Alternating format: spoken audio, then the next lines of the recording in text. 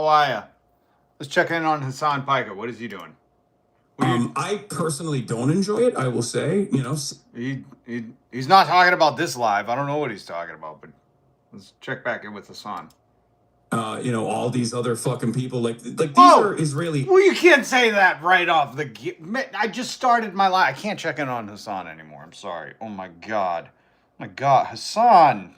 Jeez, indoor language. What do they call it?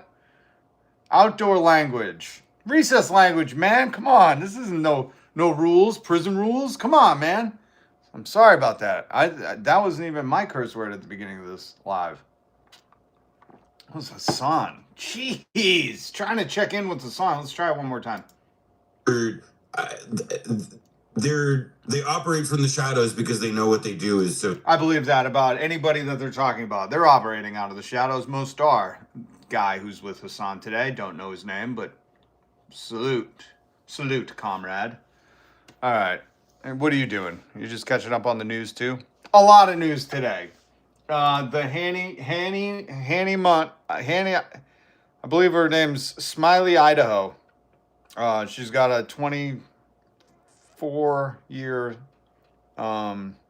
inheritance that's coming to her. What is going on? Smiley, Idaho. Alabama, Montana. I think it's Alabama, Montana. The famed child prodigy. She was famous for tricking people into thinking she wasn't the onstage hero that she proclaimed to be. Alabama, Montana has her 40th high school reunion tonight. So that is big news. That is the news, folks. And let's wrap this live up. Make sure you hit subscribe, hit the notification bell. You heard it here first. Alabama, Montana has her 40-year high school reunion. It's going to be broadcast live on Paramount Tube Plus. Disney Mount Plus. Disney Mount Plus will be carrying Banana Montana, her live from her 40th musical. I'm not really sure what's going on, but there's something there. It's Hannah, Alabama. I think she was the reason the Doors wrote that song, Alabama song. Oh, show me the way to the next little girl. Oh, don't ask why. We've got to put her on a TV show to make millions because her dad ran out of achy breaky money. Oh, don't ask why.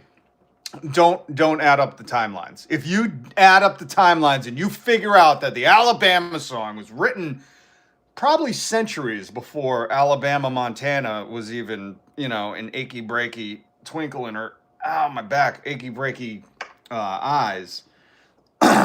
Most people don't know who Alabama, Montana's mom is, and that's because I don't believe she ever had a mom. Rest in peace. Pour one out for My Two Dads. Great TV show. How's everybody doing? What's up, Sardyon? Hello. Salute to my fellow Antifers around the world. What's up, comrade? How you doing, Alma? Good to see everybody. Welcome in. I'm not taking attendance, so just slide right in the back. You sit right down and you pretend like you've been here the whole time. You haven't missed much. I'm just recapping. Alabama, Montana's special. Live from the 40th anniversary of her first musical happens tonight, I believe. And she's probably going to, fart out her mouth on stage or something. Because she's got that very raspy, very undesirable sound. You know what I mean? I'm not going to play any of her music. Get out. But we got a ton of news to go to. We got a ton of news besides Smiley, Montana. I believe her name was Alabama Jose, Idaho. That was her government name. And then they said it doesn't really rhyme. We got to go with Alabama, Montana. So, yeah, if you're looking for something to do to distract yourself from, life in America, I would suggest avoiding that at all costs because it's probably going to hurt your ears. How long have we been live? I've been alive for decades now. Too many. That's how long. Less than 5 minutes. What's up, Primal Screams? Good to see you. Smoking Blondie. Everybody's shuffling in. Shuffle right in at your own pace. Stretch out. Kick your shoes off. Get comfortable. My cat is very comfortable. You can't see her, but she's taking up my whole lap. My Christ. I live in San Francisco, California. Amazing. I've stopped by there once. Beautiful airport. I wouldn't go right now. And we're going to get into airport news and why the airports suck right now. It's because Donald Trump is a petulant tyrant toddler, who's in the Epstein files. But San Fran, do you live at Haight and Ashbury? That's where I want to go. Is Timothy Leary still bumming around on the corners out there, telling people to tune in and drop out or whatever? What a movement. What a movement, man. We were such a cooler nation when we had doctors quitting doctor work, not to grift on the lifestyle hacks that they're telling you, like, eat fermented meat and that will cure you. But we had doctors dropping out and being like, hey, man, you got to expand your brain, man. You need to try some of this. Fuck, man. America was so cool at one point. What happened? Now we got Dr. Jordan Peterson. Remember I mentioned him yesterday? The Canadian grifter who came down to America to grift with Joe Rogan in the Ben Shapiro eyebrow universe or whatever's going on. It turns out he had sepsis. Oh my God. Oh my God. Guy's not going to be heard from in a while. So, score one for the good guys. Or, you know what? Hold on. Let me use some presidential language. Hold on. Let me use some presidential language. Heard Jordan Peterson got sepsis. Good. I'm glad he's dead. Oh wait, that doesn't work here. But good. I'm glad. From the president that brought you, you're fired. If you talk bad about Charlie Kirk, we've got good. I'm glad he's dead. The new hit sitcom coming to Fox. Every single day. Every single day. This is what Fox News does. They're like, you know what? We're all glad he's dead. Thank you, President Trump. Oh my God, what a bunch of panty sniffers. And we're going to get into it. Okay? We're going to get into it, girl. You just wait. You're going to be saying, you go, girl, by the end of this. By the way, if you're scared of like gender stereotypes or fluidity or language, this ain't the live stream for you. Because sometimes we say, you go, girl, and we just mean it. You know what I mean? With all the pizzazz. We are not constricted by boxes or boundaries, folks. It's all made up. Just like the goddamn money in your pocket. Go ahead. Pull out money if you got it. If it's not all Bitcoin, crypto, Donald Trump digital trading cards. Pull that money out and look at the ancient white dude on it and say, this was made up. You think George Washington came back? He'd be like, you did what with me? You put me on the doll? We said no kings. You put a plant on that dollar, a cannabis plant. That's my nomination. Harriet Tubman, Fred Hampton, John Brown. Not in any specific order, but if you don't want to do people, I say we do a polar bear, a raven, and cannabis. That should be the money from now on. Not those things, but those things should be on the money, I think a polar bear would be cool, Anyways, you guys want to hear some shit? You guys want to hear some news? I had to pull this. I'm very sorry, people. I had to do this. I have to play a little bit of Jon Stewart. Only because... But now I can order my weed online and get it delivered UPS. Yeah, two-wheel pursuits. Everybody should be able to order weed online. Hemp money. Who said that? DB Platinus? That sounds like a scientific name. God damn. I'm going to use that, DB, from now on. People are going to be like, what's your name? I'm going to be like, government or scientific? Gorb saves. Smoke Blondie, you just reminded me. I didn't even play any music for you guys yet. We usually open the show with some music, but in honor of Hailey Cyrets, in honor of Alabama Momtana, you know her as Hailey Cyrat. I thought we should all just sit in silence and think about what the fuck that woman has done to this country with her wrecking ball. Let's take a moment to reflect. We went from Britney Spears, Christina Aguilera, Alanis Morissette, Veruca Salt, Lisa Loeb to Miley Cyrus. What kind of fucking country produces that, That's like if Simon Cowell was a teen pop star, just bad juju. That's what's going on there. So, bring back Lisa Loeb and Alanis Morissette, please. Give me some Bikini Kill. And you can have your Hannah Banana Montana. I don't really know her name, and I'm Kind of proud of that. Kind of proud of that. I'll never respect that name. You know, because of the Cyruses before her and the mighty Cyruses before that, that brought us the achy breaky heart, the achy breaky peasant's heart, and the achy breaky medieval heart. So yeah, but there's something going on with Banana Montana. We reproduced her dad too. We did, Nurse Rod. Thank you. Thank you. And a country that don't break my gorb, my achy breaky gorb. Bubba Cyrus. Oh Jesus.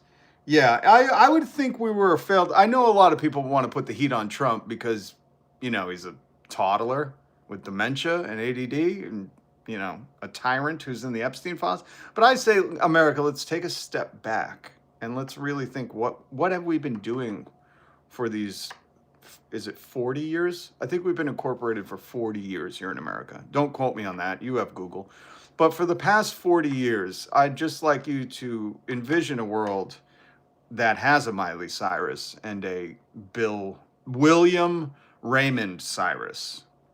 And where things went wrong, I'd say Reagan. But anyways, I got to play this for you because not only do I do this all the time, right? I've taught you words, ancillary, imminent. There were some more. You got to trust me on that. I can't remember them all today. Geez, there's probably like 5 or 6. What do you think? I'm the president? God. Acetaminophen. Hold on. Aceto what? Could you say that for me, President? It's the scientific name for Tylenol. I don't know if it's a scientific one, but you know what I mean. Could you just say that for me? God damn it. Where's my clip? You got to have these ready for me, Cat. God. What do I even pay you in food for? I love you, but you are the worst producer. God. That's right. Get out of here. Get out. You're fired. You're fired. Don't poop in the litter box anymore. You go outside. Where is the acetophenophenamine? Here it is. I said, well, let's see how we say that. Go ahead. Acetaminophen. RFK Jr., you don't help him. He's the goddamn president. He died like a dog. That is not nice to say about Charlie Kirk, but he did, of fentanyl. Show me the toxicology. Anyways, so hold on. Let's hear another word. Let's hear another great presidential word before we get into this clip. Azerbaijan. Azerbaijan. We all love that clip. Azerbaijan. Who doesn't like summering in Azerbaijan? You know what I mean? The oil is beautiful this time of year. Okay, so this is, ow, my back. Will you guys stop messing with my back? This is, if you don't know who this is, I believe his name is Jonathan the Stewart. He's a great funny man. One of the great funny mans of our day, really. You know, if you ask any serious sad boy, they'll tell you he is a great funny man.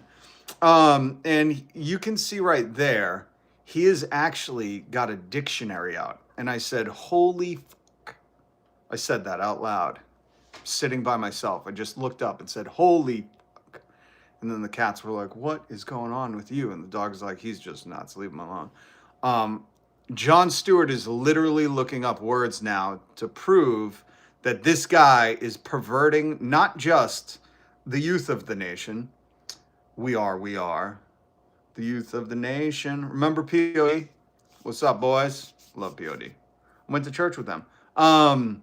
But that he's perverting the words of the language that they so badly want you to not have to press 1 to hear. You know what I mean?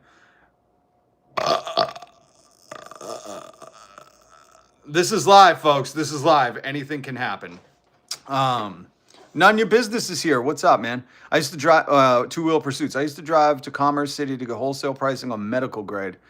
Oh, man, you got to drive. I walk across the street. I say, give me some cannabis. They say, give me your money. I say, it's from God. Just give it to the people for free. Good beer. Pod rocks, bro. I got that song in my head, too. Which one? Youth of the Nation, Animal Spirit? You listening to POD, too? I love those boys. Wov, Sonny, Trey, Marcos. Marcos is back in the band. As far as I know. Shout out Marcos, man. What a great guitarist. Dude, what is wrong with Donald Trump? He's out of his gourd. Funky Monkey, he's out of his gorb. That's an inside joke between the Vanguard here. Anyways, you can be a part of the Vanguard. Hit subscribe, hit the notification bell, hit all of the buttons. Hit every single button, folks, or YouTube's going to fail. If you don't hit subscribe, do we even have a YouTube? You know what I mean? Don't worry, Banana Montana's on TV tonight at probably 1600, if that's the time. I don't know. All right, so this is Jonathan the Stewart, a great funny man of our day. He has a biblioteca out. No, La Diccionario out, because this guy makes up shit all the time. Like, pathologically makes up stuff. So I'm going to play this clip that was on, I believe they're calling it the Day-to-Day Show with Johnny Stew. Day-to-Day Show with Johnny Stew. If you haven't watched it, it's on the Comic Central on the TV. Or you watch on YouTube like I do. Nobody watches TV anymore. Cut the cord, folks. Remember when people were saying that? And then it was like, oh shit, they all the corporations figured it out. They're all going to charge us separately to stream their things. Oh god damn, they're beating us again. You know? But this is Johnny Stew, my boy Johnny Stew with the dictionary, because this is what we do here. I go look it up. That word doesn't mean that. This guy is so stupid. I don't know how he graduated from UPenn or Wharton. Oh, I do. His daddy paid off all the teachers. Just prove me wrong. He's fucking dumb. Pardon my French, folks. That is just presidential language now. When you say shit like, quiet, piggy. Good, I'm glad he's dead. Was that in reference to Charlie Kirk? Because remember when they were like, you can't say anything about Charlie Kirk or we're going to fire you from your job because it's not nice or whatever. I don't know. They were like, if you say mean things about our friend who died of fentanyl, we're all going to be really upset.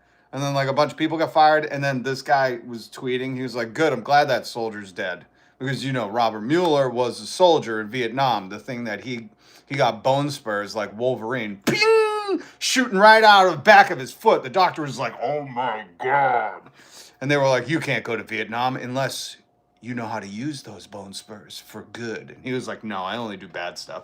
And they were like, all right, back to the Epstein Island with you. So this is Jon Stewart doing my bit. Jonathan, I love you. Hit subscribe. I know you're watching right now, Jonathan. How else do you come up with, I'm going to look up what that word means for the audience? That's my bit, man. That's my bit. I teach people. I say, the more you know. If Jonathan Stewart plays The More You Know, I'm going to lose my fucking mind, man. I will not be quiet. I'm not a little piggy. I'm a real boy. I wish she said that. You know, freaked him out. That female reporter that Donald Trump said quiet piggy to. Here's my advice to all journalists. Take notes, you motherfuckers, because you're doing a bad job. Except for that one guy who was like, hey, Donald, how come you're the only one saying that, you know, it was Iran that hit the school? Everybody besides him, get your notebooks out. When you're talking to the president, he's making a mockery of you. And not on purpose. He's stupid. And he has dementia. He doesn't know where the fuck he is half the time. So make a mockery back. So when he tells you quiet, piggy, you go, I'm a real boy. And you do it like that. And you have to be a woman to do that. So he gets all confused. And he doesn't know what bathroom you're going to go in. And then he tries to want to be in your locker room. So that's what you do. But here's my point. Jon Stewart, listen up. Get close. If I fucking hear you use this,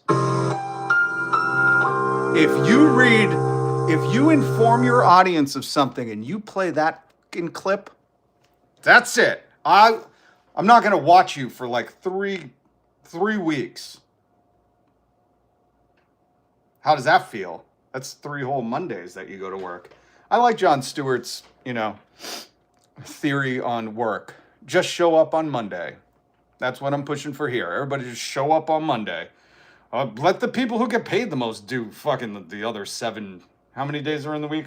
14 days. You know, let those motherfuckers do it. They're the ones always like, oh, I work so hard. Grand culture. Okay, you do the work then. Just pay me. I'll be at home fucking smoking, asshole. All right, let me play this Jon Stewart for you. Okay, is everybody ready? Hey, no paper planes in class. Everybody put your shit down. Listen. We wiped out the nuclear capability of Iran, obliterated it. It was obliterated. Never seen before. I would say it's set back permanently. That place is under rock. That place is demolished. They're never going to have nuclear. Never. Permanently. Obliterated. I'm sorry, Caitlin Collins, you have a question.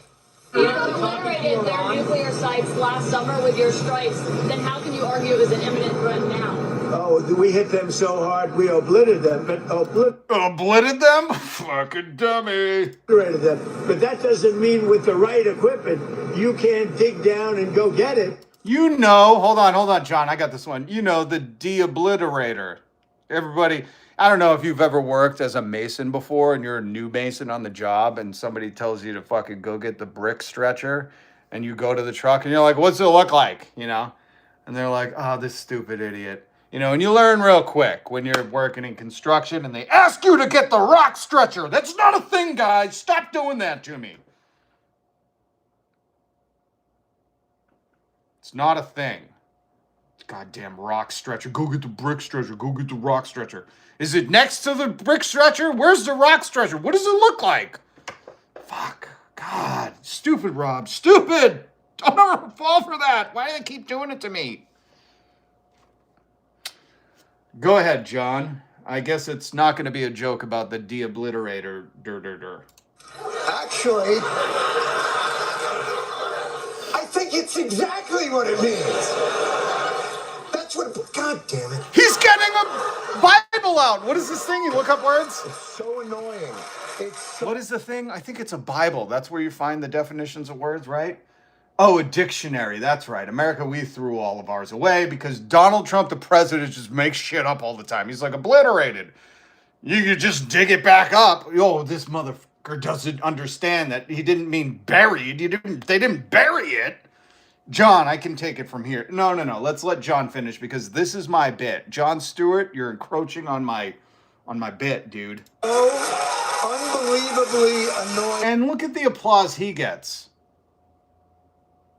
Guys, I can't hear you clapping. Oh, that's not how he's got a live studio. All right, my apologies. Here we go. Oh, he's got glasses. I could do that too. Let me just read this for you a second. To obliterate, to destroy completely, leaving nothing behind.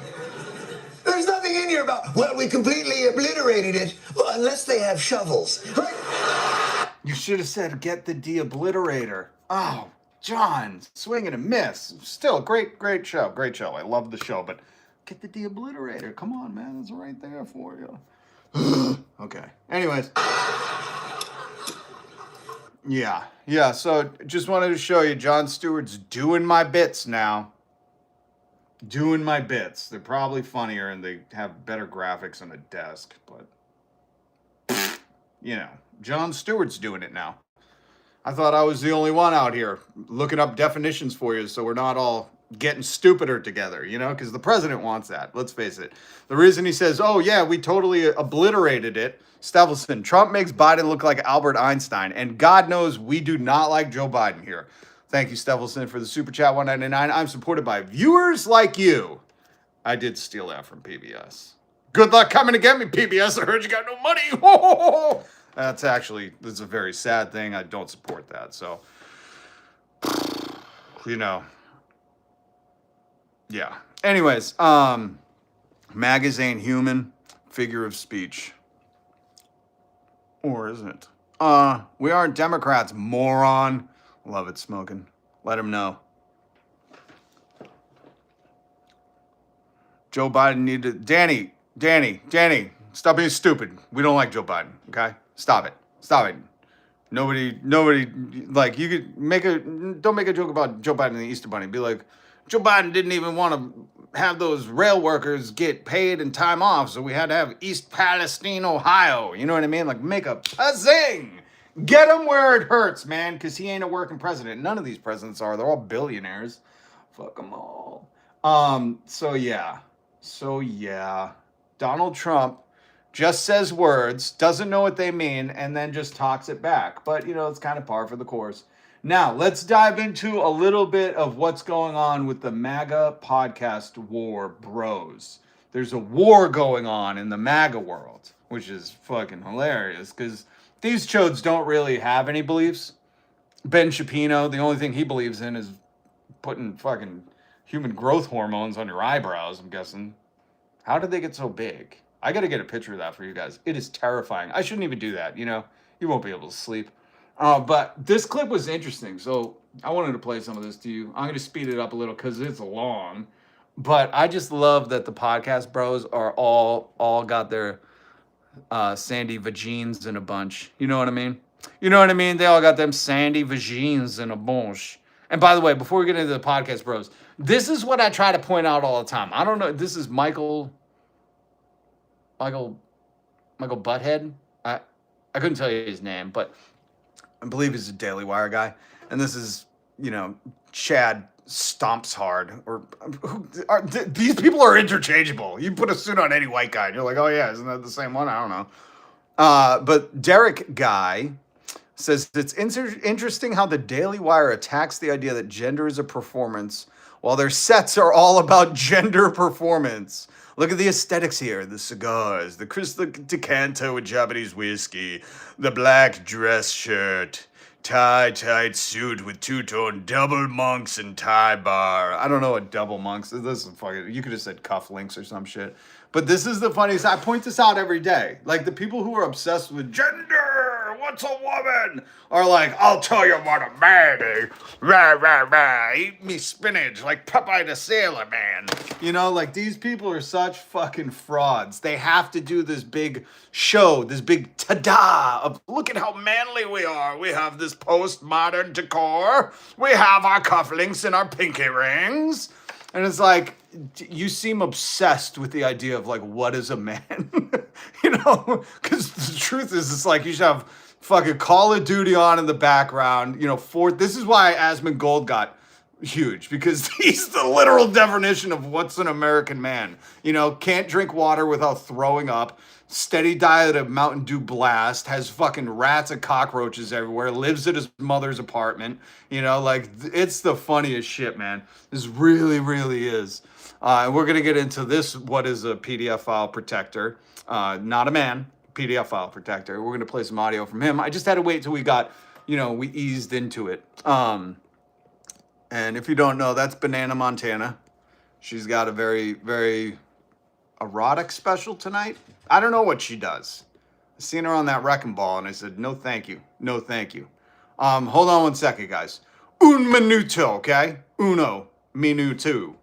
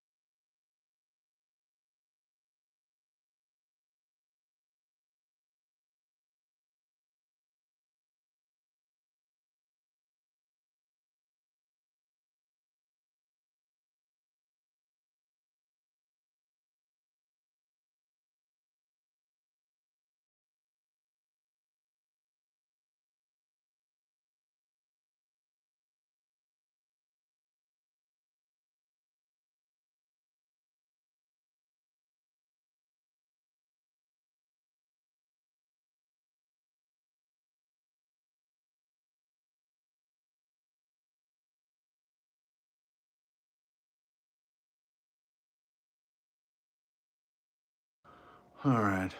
I'm seeing Hannah Montana. No, that's wrong. That's Banana, Alabama. Stephenson comprehensive list. Nice. 3 reasons for Trump's current mental state. Damage from years of drug use, coke in the 80s and 90s, replaced by Adderall, age-induced decline, and the fact that he was never intelligent. I would put that one at number 1. The fact that he's pretty much a stupid dum-dum is... I like Tim Walz too. Banana, Alabama. Why are you dying? I'm pretty sure that's her name. She's standing in front of it, so I can't really tell. But it's Banana, Alabama. She has her 40th high school reunion tonight.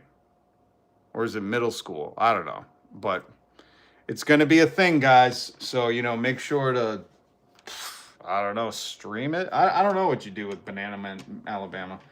Okay, podcast bros. The podcast bros. There's a podcast bro war. And there's nothing more that I'd like to indulge in than the fact that the podcast bros are really simping out over each other. All right, here's a podcast clip. This is a podcast about podcasts. It's getting very meta. Podcast wars going on, and I gotta say, I'm enjoying them as an observer, as an outsider. We deserve this. I mean, I've never seen it. It's always Democrats in disarray. Yes. The left with. Oh, come on, internet! Don't do that. I want to hear about this. I don't know why we pay these corporations. They provide the shittiest service of life ever. Oh my God. I won't, you know what? If you're not going to work clips, then I'll just not play you. How about that? And you could suck it. And I'll just summarize what I remember from the clip. Let me see. Oh, that clip plays. Really? So you're just being difficult. I'm just going to fast forward. The left with the circular firing squad. The right's always message discipline. Everyone sticks together. Yep. They fall in line. Yep. Not this. Oh, this clip is going to be...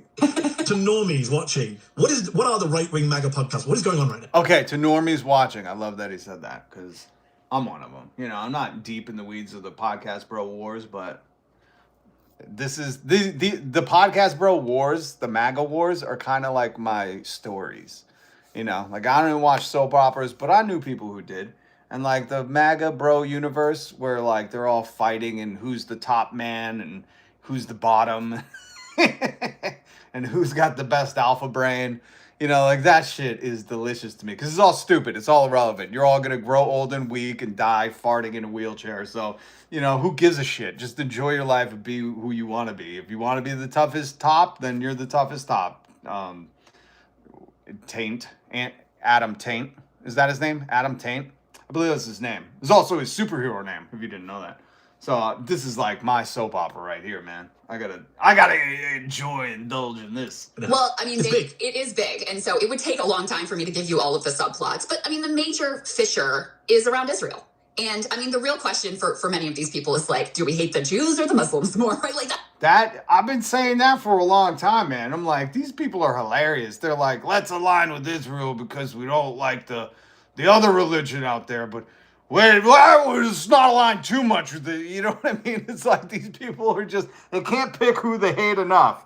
And the funniest part is like, there's even minorities working for these white supremers. Good God, man. These are interesting days. that's what they're, many of them sadly well put. are really fighting over. And I don't want to lump everybody in that bucket, but that's you know, the sort of flavor of a lot of it. And so the latest flare up in this, you've got, you know, Tucker and Candace, and Megyn Kelly has now kind of joined that side because she can see this is the way the young base is going. Yep. And then you've got Mark Levin and Ben Shapiro. Actually, Piers Morgan has now jumped in and going after Ben Shapiro, and they're fighting.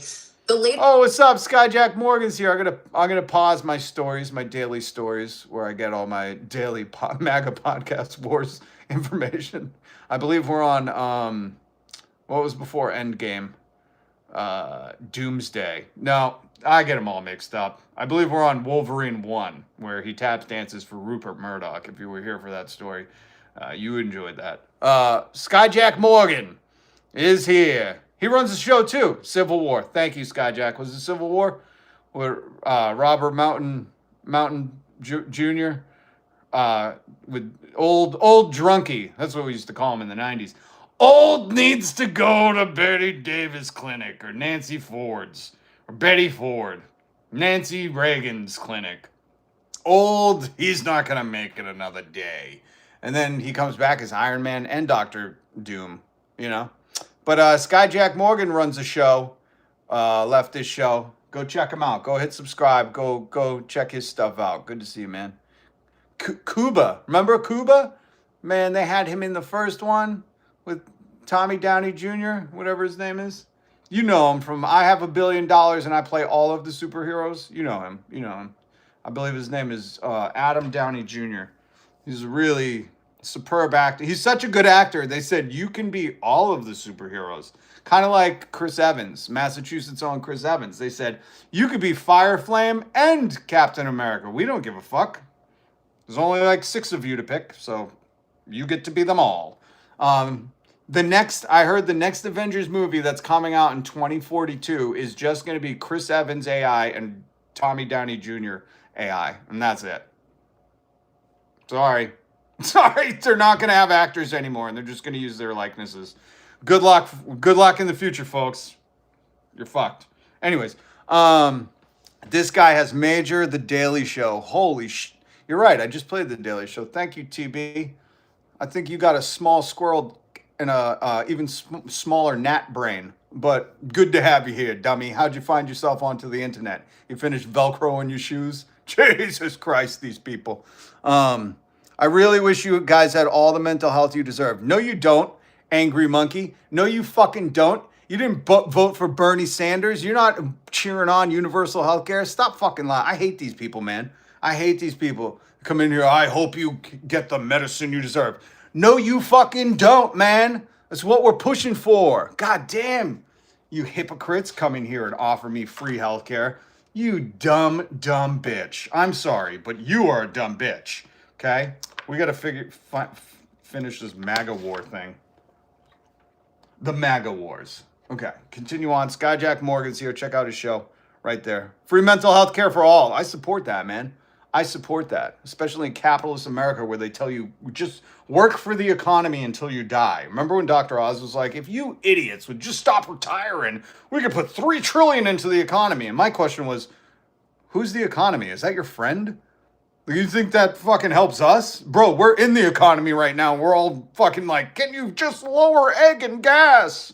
Like, yo, the economy don't help us, homie. It helps the capitalist elite owning class. Socialism. It's your new thing. You should look it up. I'm not going to tell you about it, but I'll quote Fred Hampton. If you're scared of socialism, you're scared of yourself. Are you scared of yourself? Adam Taint? Where are you? In Romania? They got you in a cell where you belong, you animal? This flare-up has been, Mark Levin has apparently been going after Megyn Kelly pretty relentlessly for a long time. I know both those names, and that's hilarious, because this is all the right-wing grifter verse, where they're just trying to sniff Trump's panties harder and harder. They're like, I can sniff them the best, and we're going to get to some audio of that. So this is funny that now they're like, the bitches are in bickering, you know? That's why I say this is like a soap opera, because it's all fake, number one. This is all scripted. Ben Shapiro, Stevie B. Crowder, Dan Vagina. Who else is in it? Hyman Kelly, Dan Levitt. You know, all the great MAGA comics, podcasters. Polio Rogan, you know, it's all scripted. It's all made up, man. They're waiting for the talking points from the mama bird, Don, the Epstein Bond from Trump.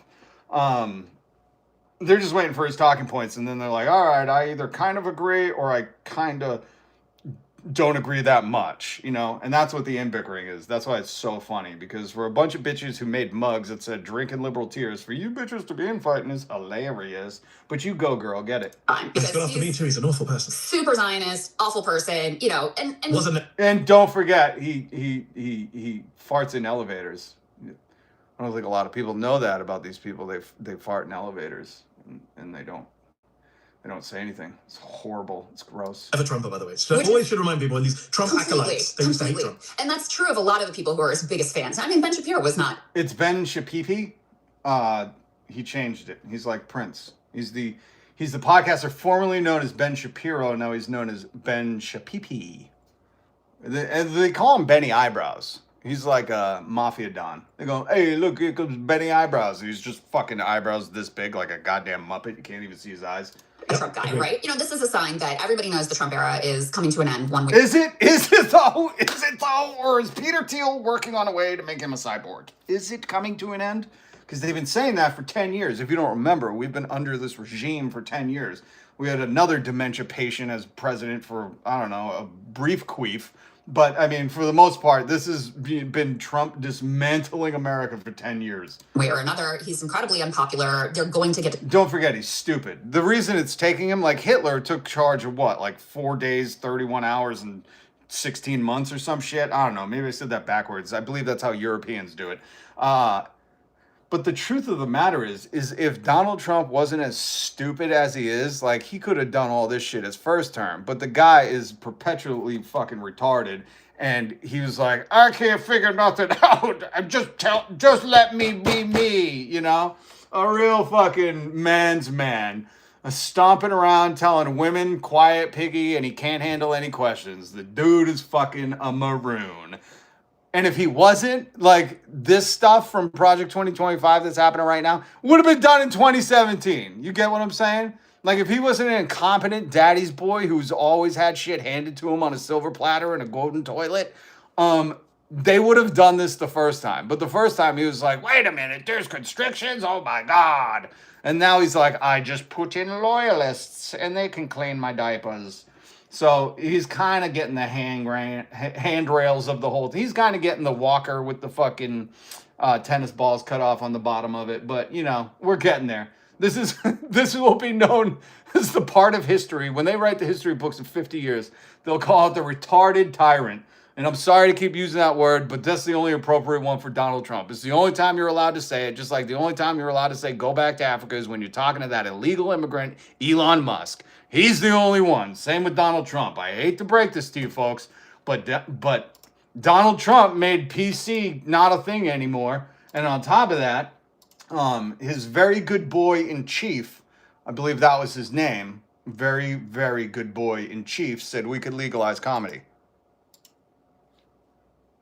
Oh, now you're backing out. Legalize comedy. See, he said we could legalize it. And this is all comedy, folks. Some of it's just way the fuck over your head. Okay? You following? Here we go. Let's get back to my soaps. Destroying the midterms if they're free and fair remotely. They're not going to be. This is adorable. I love the media is how they're like, if they're even free and fair. If you have to say that, most likely they're not going to be. You know what I mean? What do you got, an army that you're going to help fucking people vote? No, but Donald Trump does. The Epstein Army, also known as ICE.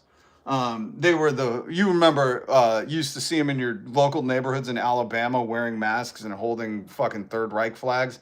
They were also known as the Proud Boys. We haven't seen the Proud Boys in quite a long time, I would say, since ICE was formed. So, interesting little fact. There are no coincidences, but, you know, do your own research, as the internet likes to tell you. At all.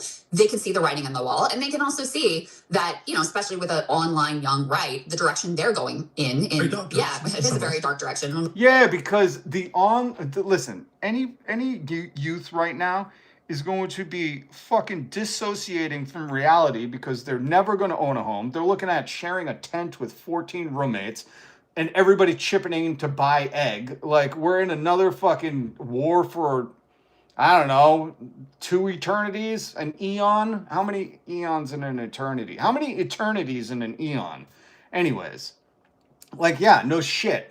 And the craziest thing is if you just told these kids, like, hey, man, we want to guarantee that, you know, you just have healthcare. If you got a problem, back problem, you know, you're working 40 jobs and doing DoorDash after all of your jobs so you don't sleep anymore. Like, don't worry, we're going to guarantee housing, food. We're going to fucking guarantee so you could just, you know, grow up and not work till you die. You know, like, that's the pitch, folks. That's the pitch. Like, hey, man, you shouldn't have to, you know, live with your parents till you're 70 and then buy a 100-year mortgage on a house that you can't afford. Like, how about we just stop sending billions to war? There's the pitch. Democrats, I know you won't do this because you're spineless cowards, but here is a leftist socialist comrade telling you the pitch is we want guaranteed health care, a 3-day work week, or a Jon Stewart work week, 1 day a week. And all those hardos, listen, if you're going to get in the comments and say like, oh, you just want all the things from us. No, you can go to work. You could go to work 8 fucking days a week. We don't care. There's people who have friends, families, things they like to do, dreams. We don't want to spend it all day at work. Sorry. I don't give a shit if you work at the fucking circus. You want a break, okay? You want a break. I don't care. Was the circus the funnest thing I could come up with? No. Probably jet ski instructor, okay? But even jet ski instructors would like a little time out from fucking riding the waves, baby.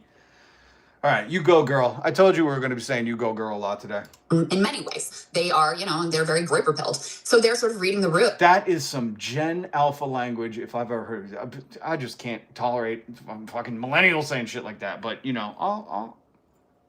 maybe I'll cuff that one for later. Of how this thing is coming apart. And in the same way that after Bernie lost in 2020, there was a lot of like left liberal, left on left fighting. After Bernie lost in 2020, Bernie lost what?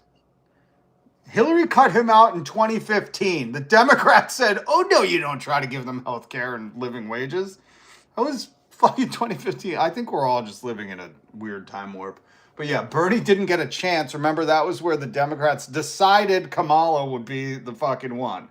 Remember that? And Joe Rogan was like, I can't just decide. I'm going to go with Trump and keep meddling in politics. And it was like, Joe, stick to the shit you know, buddy. Banana Montana. Or whatever he does. He should interview her. That's what Joe Rogan. Get the fuck out of politics and go interview Banana Alabama. You know her name. She's got that special tonight where everybody's not going to watch it probably. And squabbling and drama, etc. They're kind of in that moment now where Trump has betrayed, some of his promises. Some of his promises. I'm sorry. Listen, I can't listen to this shit anymore. I listened to it earlier and it's just too hard. It's too good a chuckle for me when I hear people being like, Trump has betrayed some of his problems. He betrayed everything. The guy doesn't even know what he said the last sentence. Here's the proof. Hold on. Here's the proof. This dude is so dementia-ridden. Like, I feel like you need a chimney cleaner to go up his nose and fucking spray out the dementia or however they clean chimneys. You know what I'm talking about on my chim-chim-chiruis out there. I don't know what you call you guys. Here we go. This was from a Donald Trump press conference. Somebody's taking the minutes, which, thank God. This is how I want every Donald Trump press conference reported on from now on. Just take the minutes. Stop playing the audio, take the minutes, and then read it back on the news. Okay? Because when Donald says it, everybody's like captivated by his balding spots. I don't know.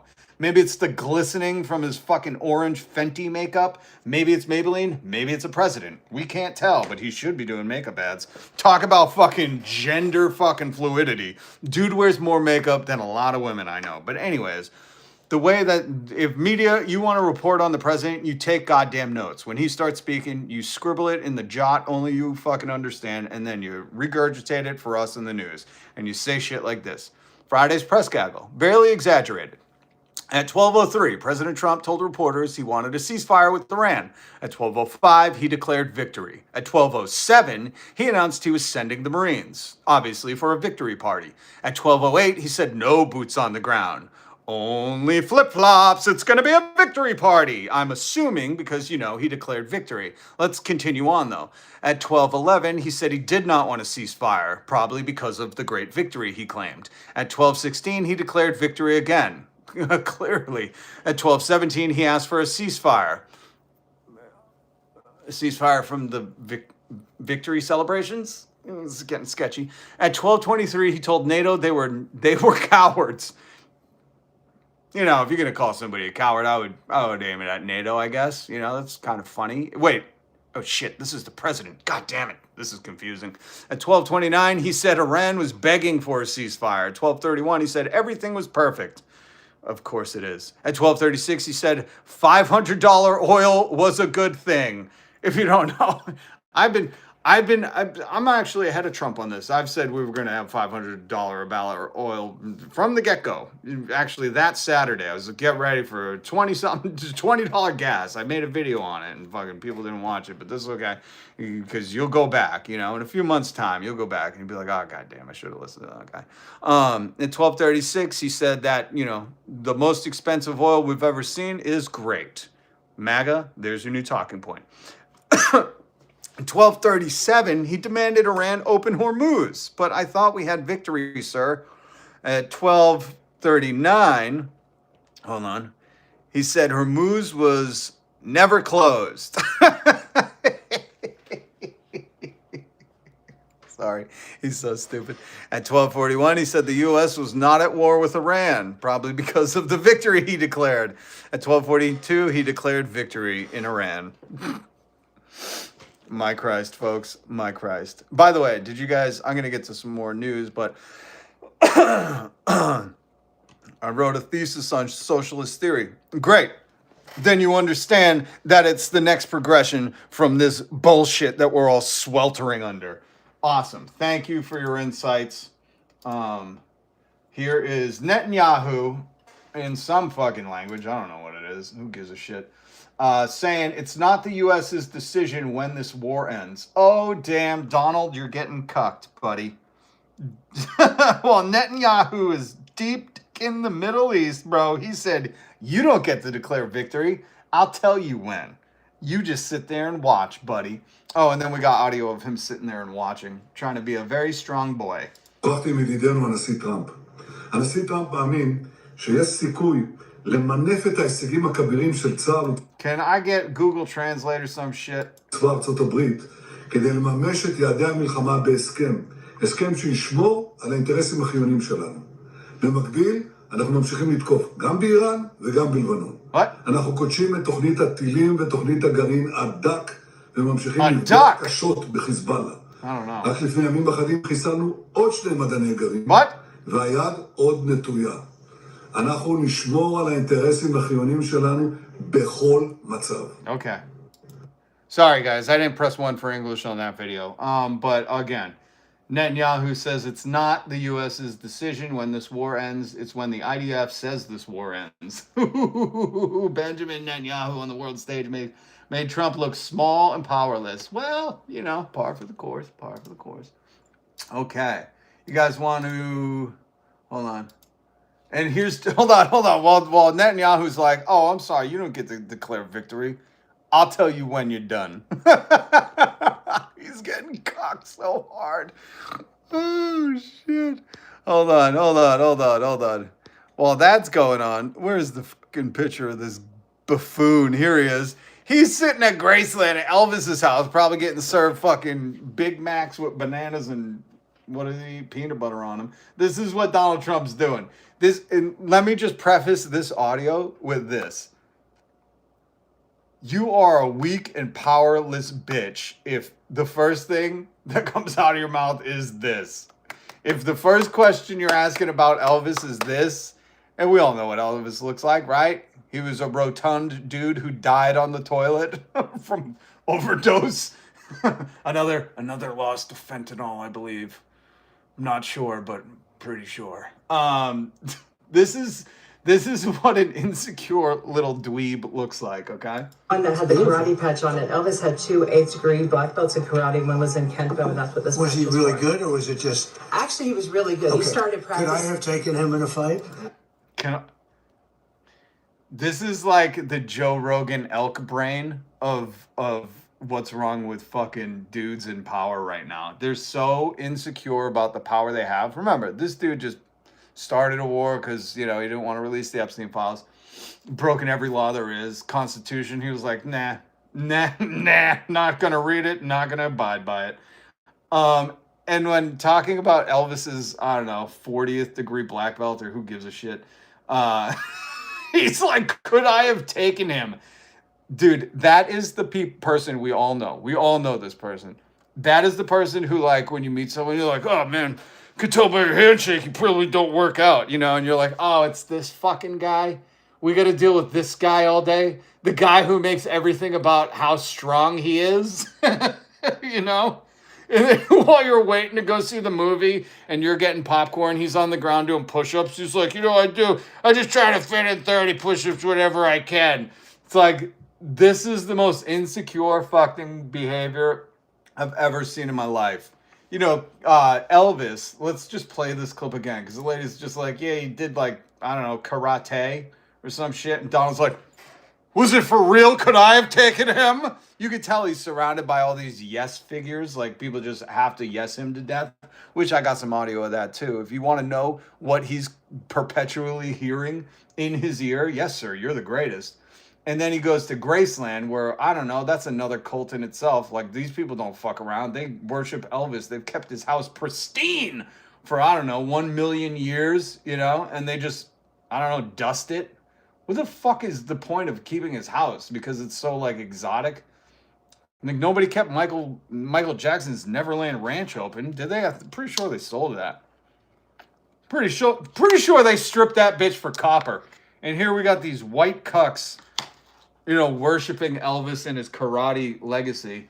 And Donald Trump steps in and is like, could I have taken him? Pretty sure I know a little dementia dough myself. One that had the karate patch on it. Elvis had 2 8th-degree black belts in karate. One was in Kenpo, and that's what this Was he really good, or was? You know why he asked if Elvis was really good too? Is because Donald Trump got a FIFA World Peace Prize. You know, the great soccer club. Because this guy can't win a fucking award, so they have to create new ones just to give him a participation trophy. So this is the insecurity seeping out of his pores. That's what this is. When he's like, was it real 8th degree or was it a FIFA 8th degree black belt, if you know what I mean? The realest of the, you know what I mean? Real. So immediately, and this is like criminals and other people who are very insecure. The people that come into my chat and they're like, you couldn't debate me. I am the smartest of the men. You know, and I'm like, oh, it very much sounds like it. And you would probably run laps around me. Either that or I just listen to fucking Mark Twain. I say, I don't debate stupid because they'll drag you down to their level and beat you with experience. So what you hear is the seeping out of fucking insecurities in this man when he's like, was it a real black belt or was it a FIFA black belt? They should have said, sir, it was a FIFA black belt. You have nothing to worry about. You're the strongest strong boy. Was in Kenpo, and that's what this Was he really good, or was it just? Actually, was he really good, or was it just, you know, like a FIFA black belt? You know. And then he can't blink, so he does both eyes. That's what I'm going to start doing. You could steal that. Instead of blinking, I'm going to do both eyes and be very obvious. It was really good. Okay. He started practicing. Could I have taken him in a fight? I would have been like, Skip, what the fuck are you talking about? How insecure are you? You want to know if you could fight the dead king of music or whatever they call him? King of stealing music? I don't know. I don't know. You might. I think he would have been. This guy couldn't fight his way out of a Big Mac rapper. Are you kidding me? Holy shit. And Big Mac rapper is not a new Spotify rapper. Okay, Big Mac rapper is not a new artist out of Spotify. Or what was that called? What was the thing called where we had all the rappers? Little Xanax and shit. SoundCloud. Little Big Mac rapper is not a SoundCloud rapper. I just made that up. Okay? I don't want anyone to get confused and start searching for him. Because he probably exists. He's probably a white fucking Cuban rapper from South Florida who dresses up as Donald Trump.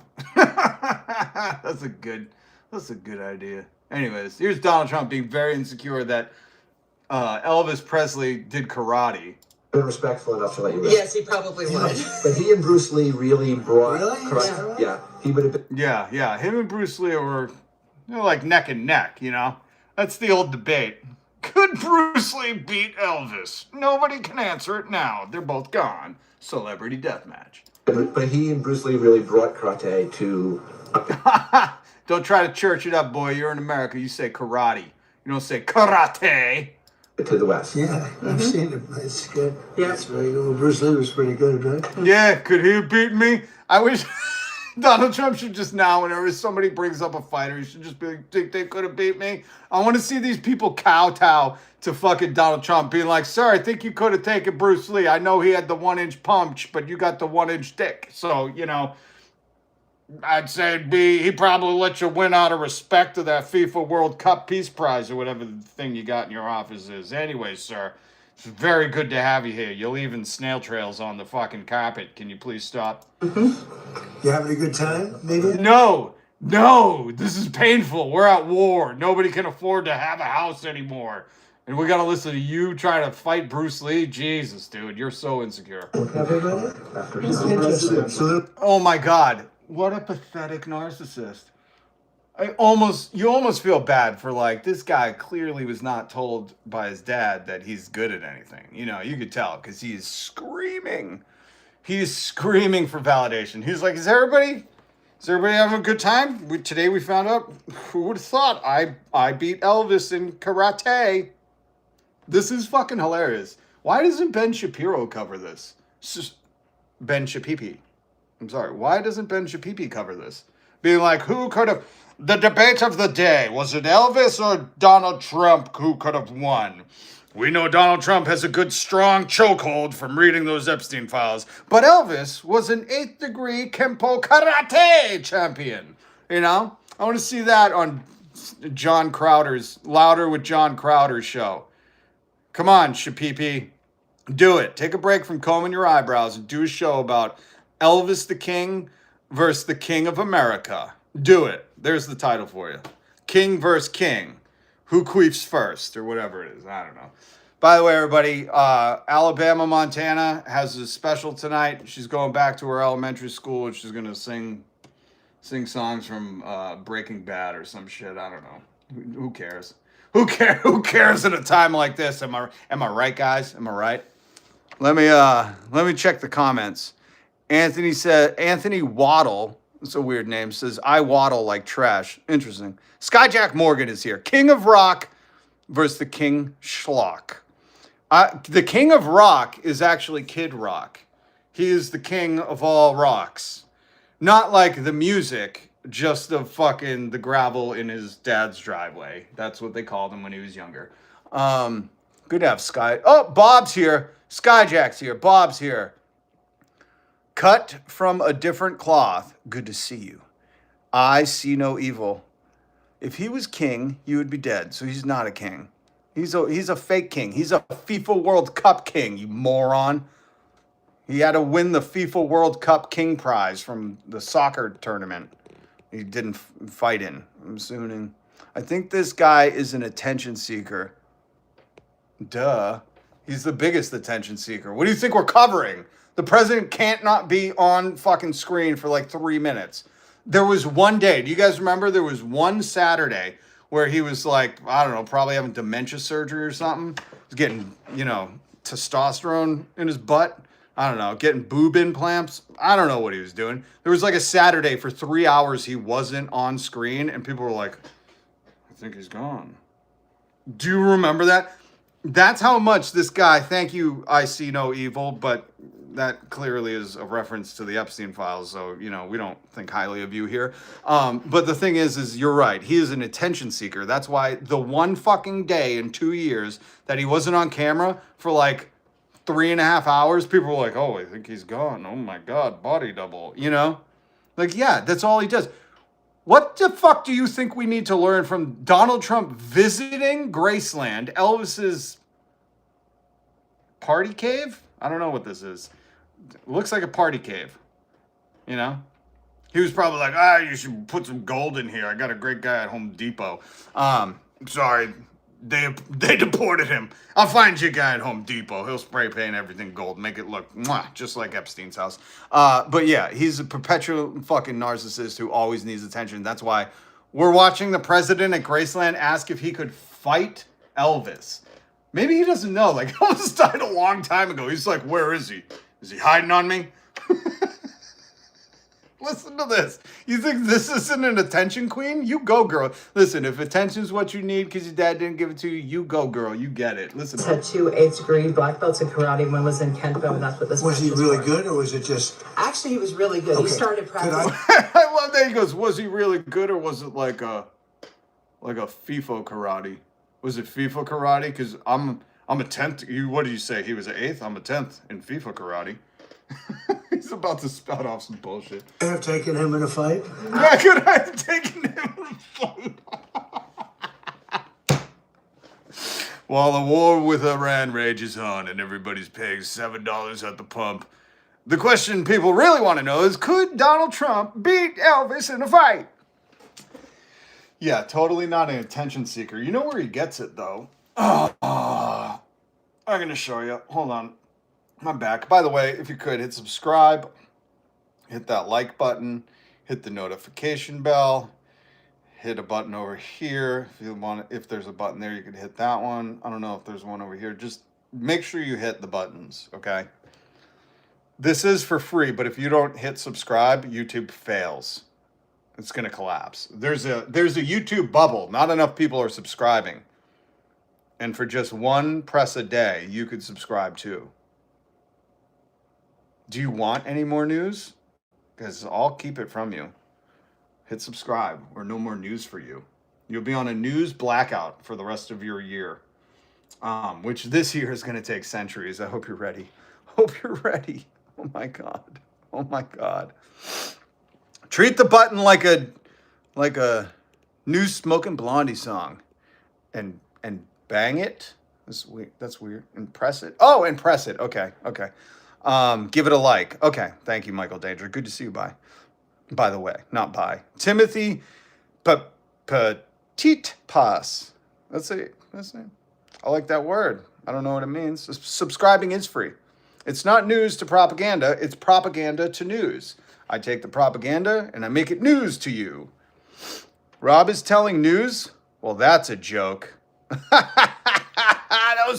I see no evil. You should be doing this, man. Let me step aside. You go ahead and see no evil. That was funny. I bet a lot of people have just fucking tuned out because of that. See no evil. Come on, man. What are you doing? You gotta write the next line. Yes, you do, Michael. You support this guy. He's a homegrown terrorist. We call them the Epstein elites, and they're terrorizing our communities and your children. Here's another one. You ever seen this?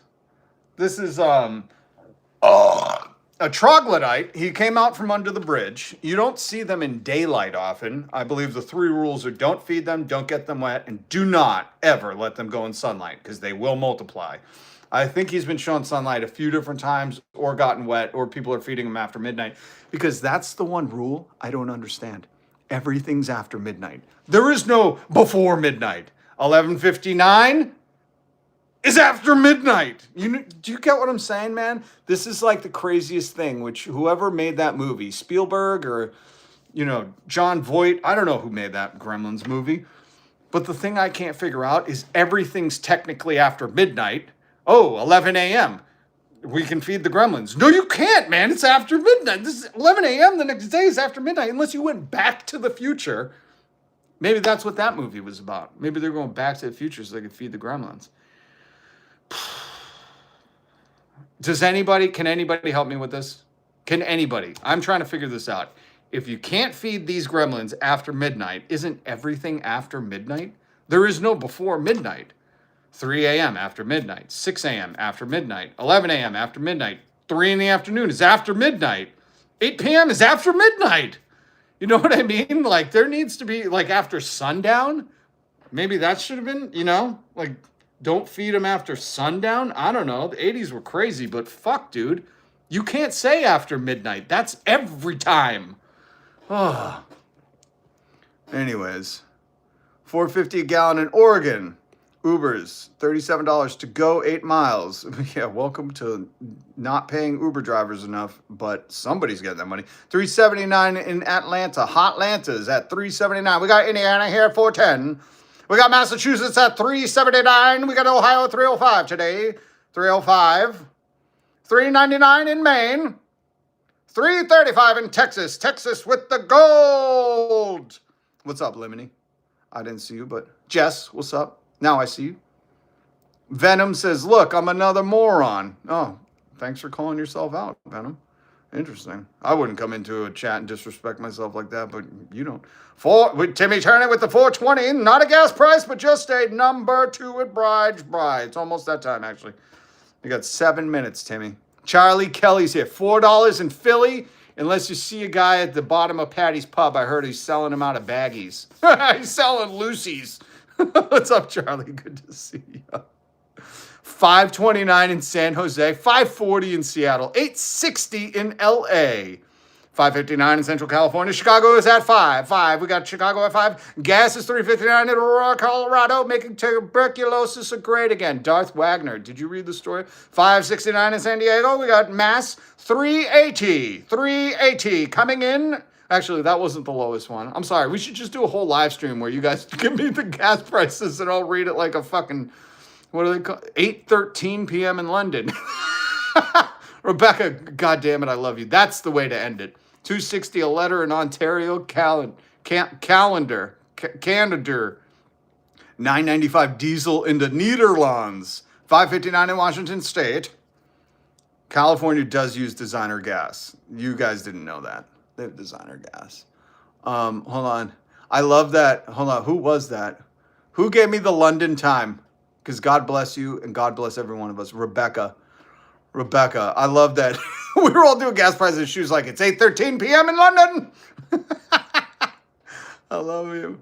I love that. Mass holes assemble. We're starting the mass hole Avengers. We got guy who smokes on the corner. We got kid who keeps asking you to make a packy run. We got Duncan, you're right, I drink iced coffee in winter. And then we got what are they called? The Affleck brothers, where we're just like, you guys shut up and fucking wear the dumb suits. No, you don't have superpowers. Just shut the fuck up. I got plenty of gas already. Oh, what's up? London in the house for real. 169 in Madrid. All right, Bobby Two Shoes. We're all coming to Madrid. You be careful. Americans suck. So now liberals forgot Biden gas prices quick. You stupid moron. I gotta quiet you. We are leftists here. Let me be we are the comrades of the radical new woke left. In solidarity with all my antifers. That is anti-fascist. My grandfather was one, and if your grandfather fought in World War II, he probably was too. Unless he was, on the wrong losing side, and if you're on the losing side in America, I heard they're erecting participation war statues for you. That's what they're doing with the Confederacy. Suck on that, Confederates. South will rise again, my ass. Unless you meant through Donald Trump, well, then you're doing a pretty good job. But anyways, this gremlin. Does anybody know the laws on gremlins? How can you feed them after midnight? Everything's after midnight. This is the reason why Donald Trump thinks he could fight Elvis Presley. This is it. I gotta go do something, so I'm just gonna let this audio play. You listen to. No, I gotta hear this too again. Please don't do that. This is a live stream in honor of Stephen Goebbels and Alabama Banana, who is, I believe, on Paramount, Disney, Comcast Plus tonight, singing about 2,500 years as William Raymond Simus's daughter. That will be the special. Because of the work that President Trump is doing, not only in Memphis, not only in Washington, D.C., but all over the country. Do you hear he's an uptalker? He talks like a fucking beach bimbo because he's a rich kid from Santa Monica who is so spoiled he fell upwards into the fucking presidency. Sorry, the shadow presidency. And this twat, this queef is an uptalker. If you've ever been to Southern California, God bless you people. I lived there for a long time. This is my second home. I love you. I love you. I love you. But holy shit, it's exhausting to listen to these people talk. Do you know that President Trump was like the greatest ever? And you're like, why does every inflection go up at the end of your sentences? Listen to this fucking bimbo. I can't take him seriously. I'm like, boo, get an AI voice bot. Fucking change your voice. Is doing, not only in Memphis, not only in Washington, D.C., but all over the country, ultimately, it will save and is saving tens of thousands of American lives. Can I just say, you go, girl. He sounds like a beach broad. Holy shit. Where's the surfboard and the fucking Hawaiian shorts, brother? It is, I'll use that word again. What President Trump has done on border security and public safety is a national miracle that will be studied not only for generations, but for centuries to come. Thank you. Oh my God. Like, totes, dude. Man, President Trump is like just the greatest hero we've ever had. They're not even going to study it for like decades. It's probably going to be eons in an Eternia, I think. Fucking what is this, dude? These are serious people. I'm sorry. I reject this whole premise of like these people are in charge and fucking this is the system we live under. I'm sorry. I don't subscribe. You don't get to talk like that at me. Seriously. I want to see you in a beach setting drinking a fucking pina colada version because, who knows what happens when this guy gets drunk. But just protect your children. He might eat them. Sorry. Something in my throat. Good God. You see the fangs on that werewolf? This is what Donald Trump is surrounded by all the time. These are the people that are like, thank God it's for Donald Trump. He's going to be studied for a millennia. Ugh, gross. We're training the AI to teach all the stupid cyborg kids and all Elon Musk cyborg kids to love Donald Trump. Listen to this fucking loser. I'll use that word again. What President Trump has done on border security and public safety is a national miracle that will be studied not only for generations, but for centuries to come. Thank you. Okay, so what he's done, border security, murking Americans in the streets, probably will be studied, but not in the way he thinks. You know what I mean? It's probably going to be studied like they looked at Hitler in 1930s, 40s Germany. But you know what I mean? It's definitely going to be studied, if you know what I mean.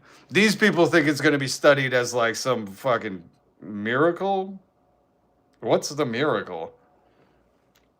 It's going to be studied, all right. Most likely because this is eerily similar. I mean, when they're quoting Third Reich people, like I showed you yesterday, you're gonna be studied, buddy.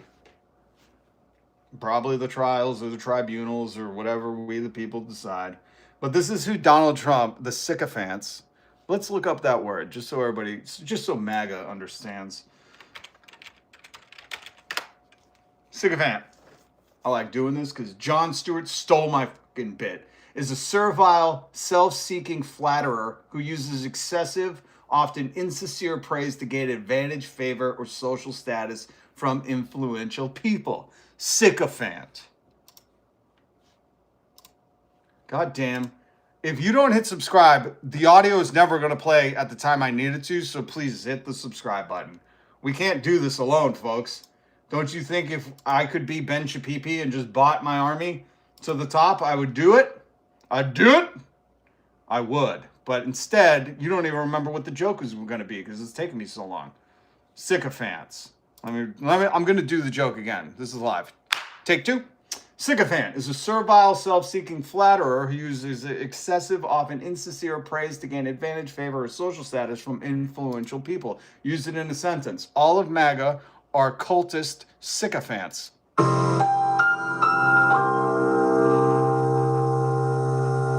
Don't forget, catch Hannah Banama tonight at p.m. only on TV. She's coming back to sing about her middle school trials and tribulations in So You Think This Is Miley Cyrus, William Raymond Cyrus's daughter, tonight at p.m. Excellent, folks. Nailed it. Save that. Clip it to the people who need to clip it. Appreciate you guys. I love you guys, man. This is really, we got good vibes going on today. Good vibes. Let me read some more shit. Primal Screams. Emoji crying laughter. New YouTube. Cut from a different cloth. I like that name. Your terrible? That must be French for fucking awesome. Greg Hamby doesn't know how to spell sycophant. It's got a Y, you dink. Greg Hamby's an idiot. Everybody laughing at him. Greg Hamby's on the internet. Couldn't even Google how to spell it. Duffy. Peace, Rob. Good work, mobs. Peace, Duffy. Much love to you. Cut from a different cloth. I really like that. I just like saying that. We should start a material line. It's called Cut from a Different Cloth. Don't forget to wear all your MAGA gear today, guys. You wouldn't want to stand out from the flock. Tim Fitzgerald needs attention. Greg Hamby is a dink. He can't spell. He's an illiterate. Ooh. Actually, we don't. Sycophants. A medical urge to take off your pants immediately. Sycophants. Thank you, Charlie Kelly. I'm old enough to remember when Jeff Foxworthy used to do, you might be a redneck if you're sick of pants. You know, remember them jokes? Oh, we can only hope Jeff Foxworthy is somewhere in a cave lost. You know what I mean? I can't help it. Is the Robbie Rhodes team? He was messing with, did you see Robbie Rhodes team messing with Nick Swirlies?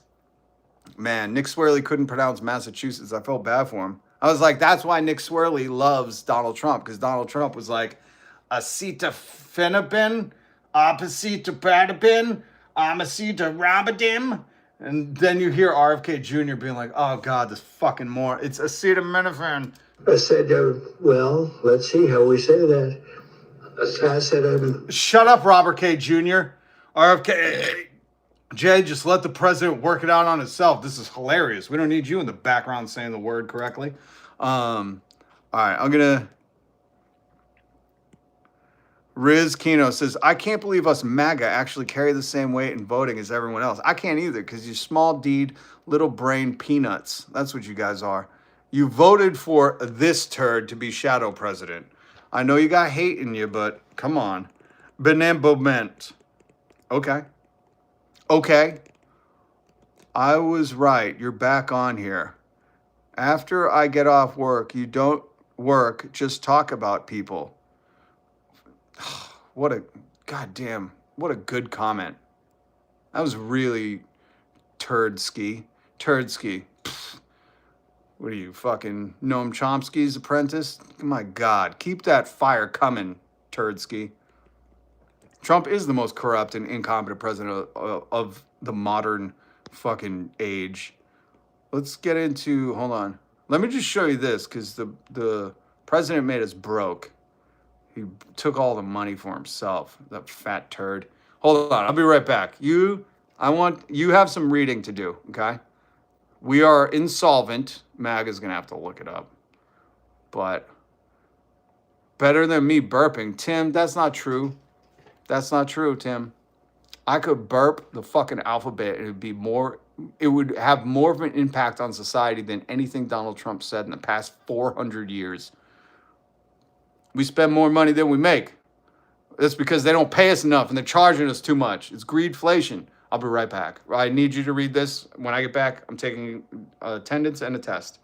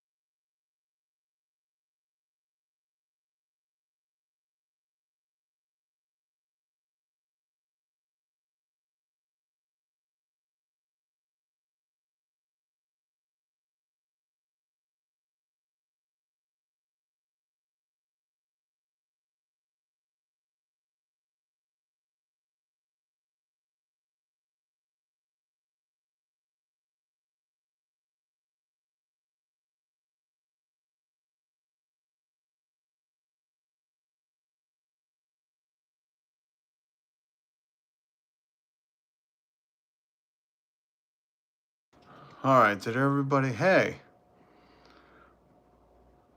Hello, everyone. Hello, Mike. Shy Pixie, join the Discord. All right, did everybody read this? So it turns out $2 trillion increase in federal debt.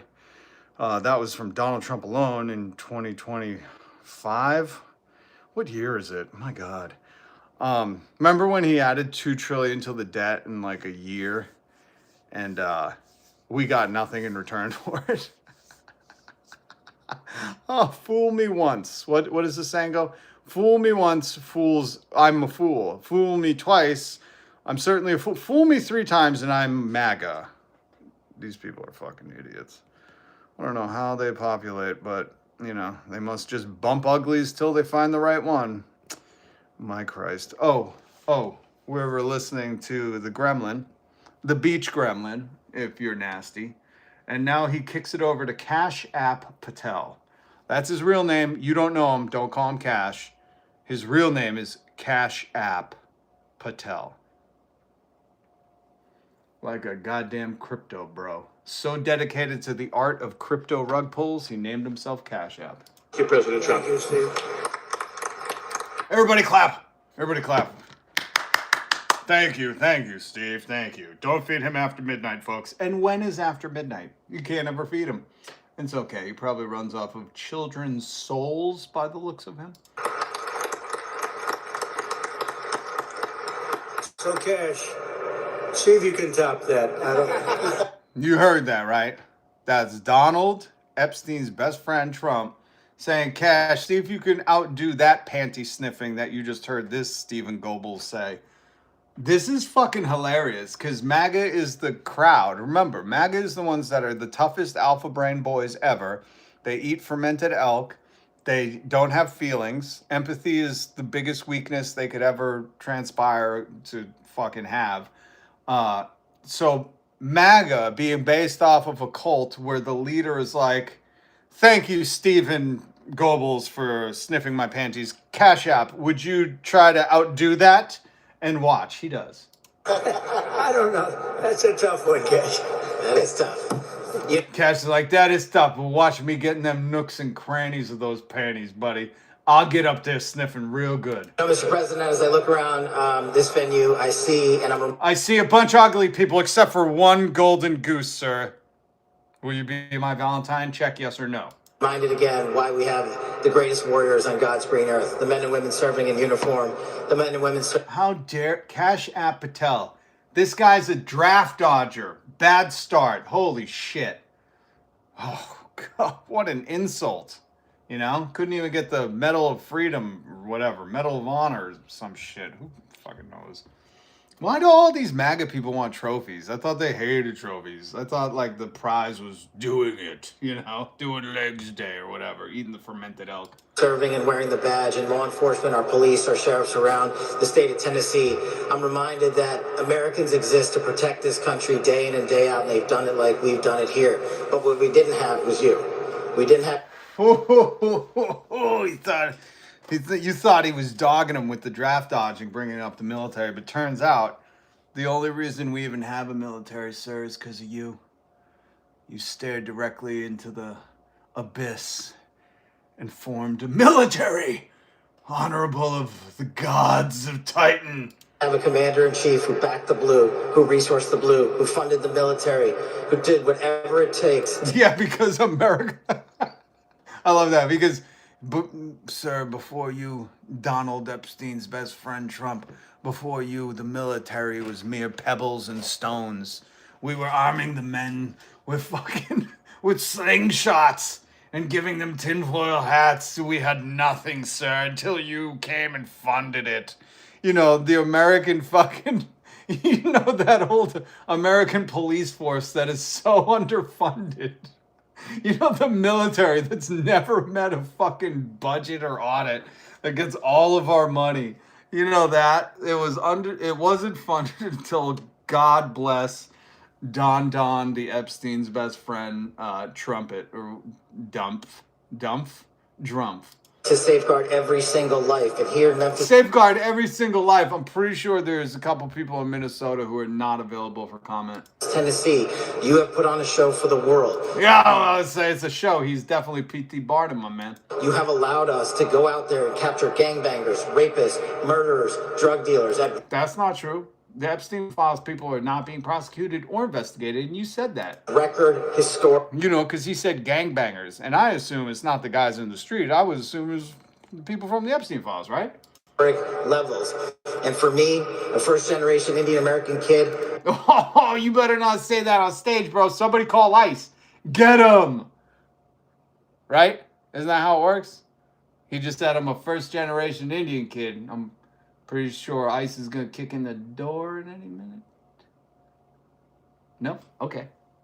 whose parents fled a genocide in East Africa to become the 9th director of the FBI. I'm living the wildest dream you could possibly imagine. Oh, we seen, buddy. We seen. You fucking definitely hit that Make-A-Wish fucking Jumbotron target with that fucking partying with the boys after the hockey win, which, why the fuck is the FBI director there? Anyways, go ahead. Sir, but it's thanks to you. It's all... Do you notice the toughest man in the room? It always has to be thanks to you, and it's thanks to you, and thanks to you. It sounds like church, and also with you, and also with you, and thanks to you, and thanks to you. What the fuck? This is the church of fucking Epstein, man. More importantly, what I see when I look out across our great partners here in the interagency and our great legislatures and our great prosecutors and our great attorney general who has the guts to go out there and make arrests, turn them into prosecutions, and put people in prison. You're not talking about the Epstein files, I know that. You are giving that dream to every single child in the state of Tennessee. Except for the children who used to be children, now are adults that were in the Epstein files. You know what I mean? You know what I mean? Hold on. ICE taking over for TSA, not on my bingo card. I don't think that was on any of our bingo cards. Well, it was on Trump's. Stephen Miller will go to jail. We can only pray, you know? And not like a good jail. He should go to like, well, where did they send him to? El Salvador? They should send him to an El Salvador jail, you know? Like, my version of justice, I don't think is a lot of people's justice, because I think it should be, you know, justice. I think people have been tempered to want to stay within the confines of the system. But we saw these fucking twatsies just break right out of that shell and say there will be no constitution or system that will constrain our hate. So I say, match that energy, boys. You go, girl. You know, and when he does go to prison, I say it's to that El Salvadorian one that he likes sending people to. He liked it so much, we should give him a free fucking stay, you know, for life. I don't know. That sounds like justice to me.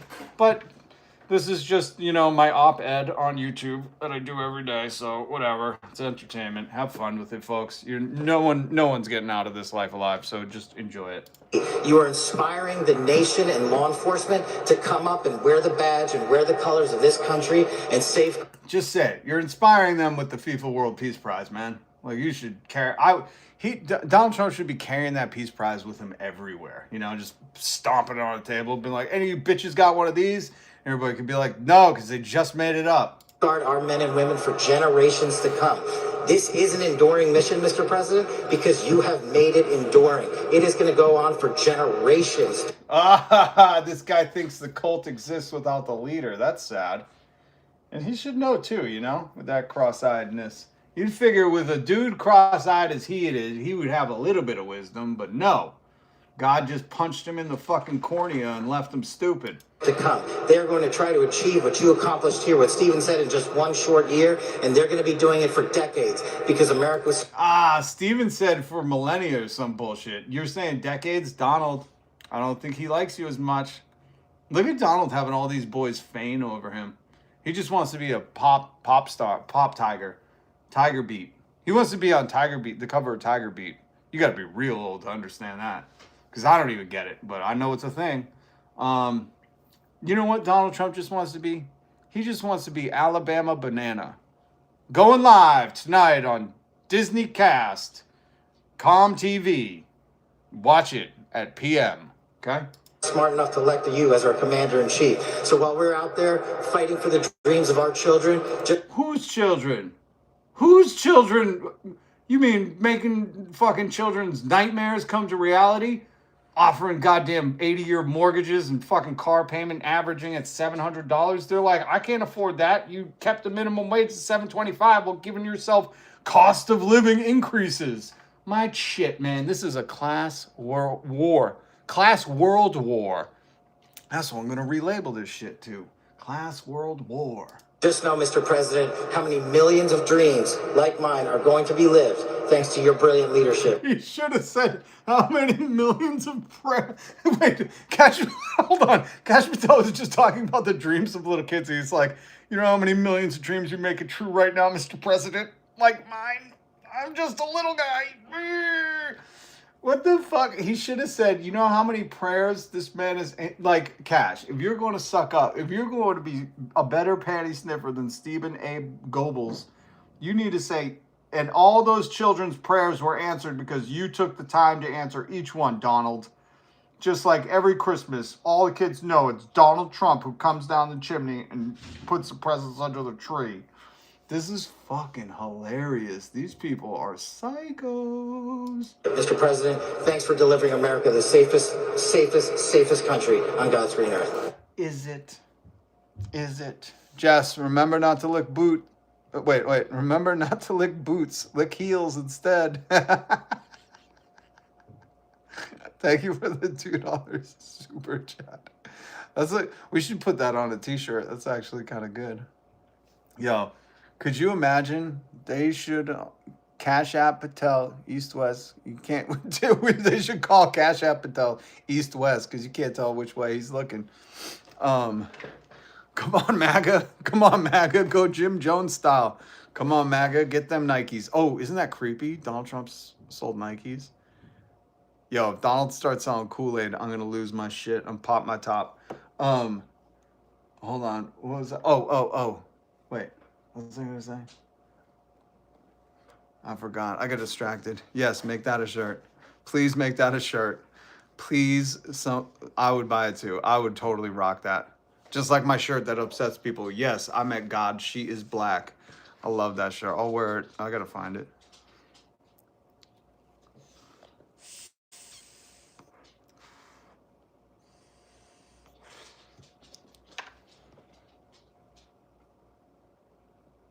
Hold on, I will read some comments.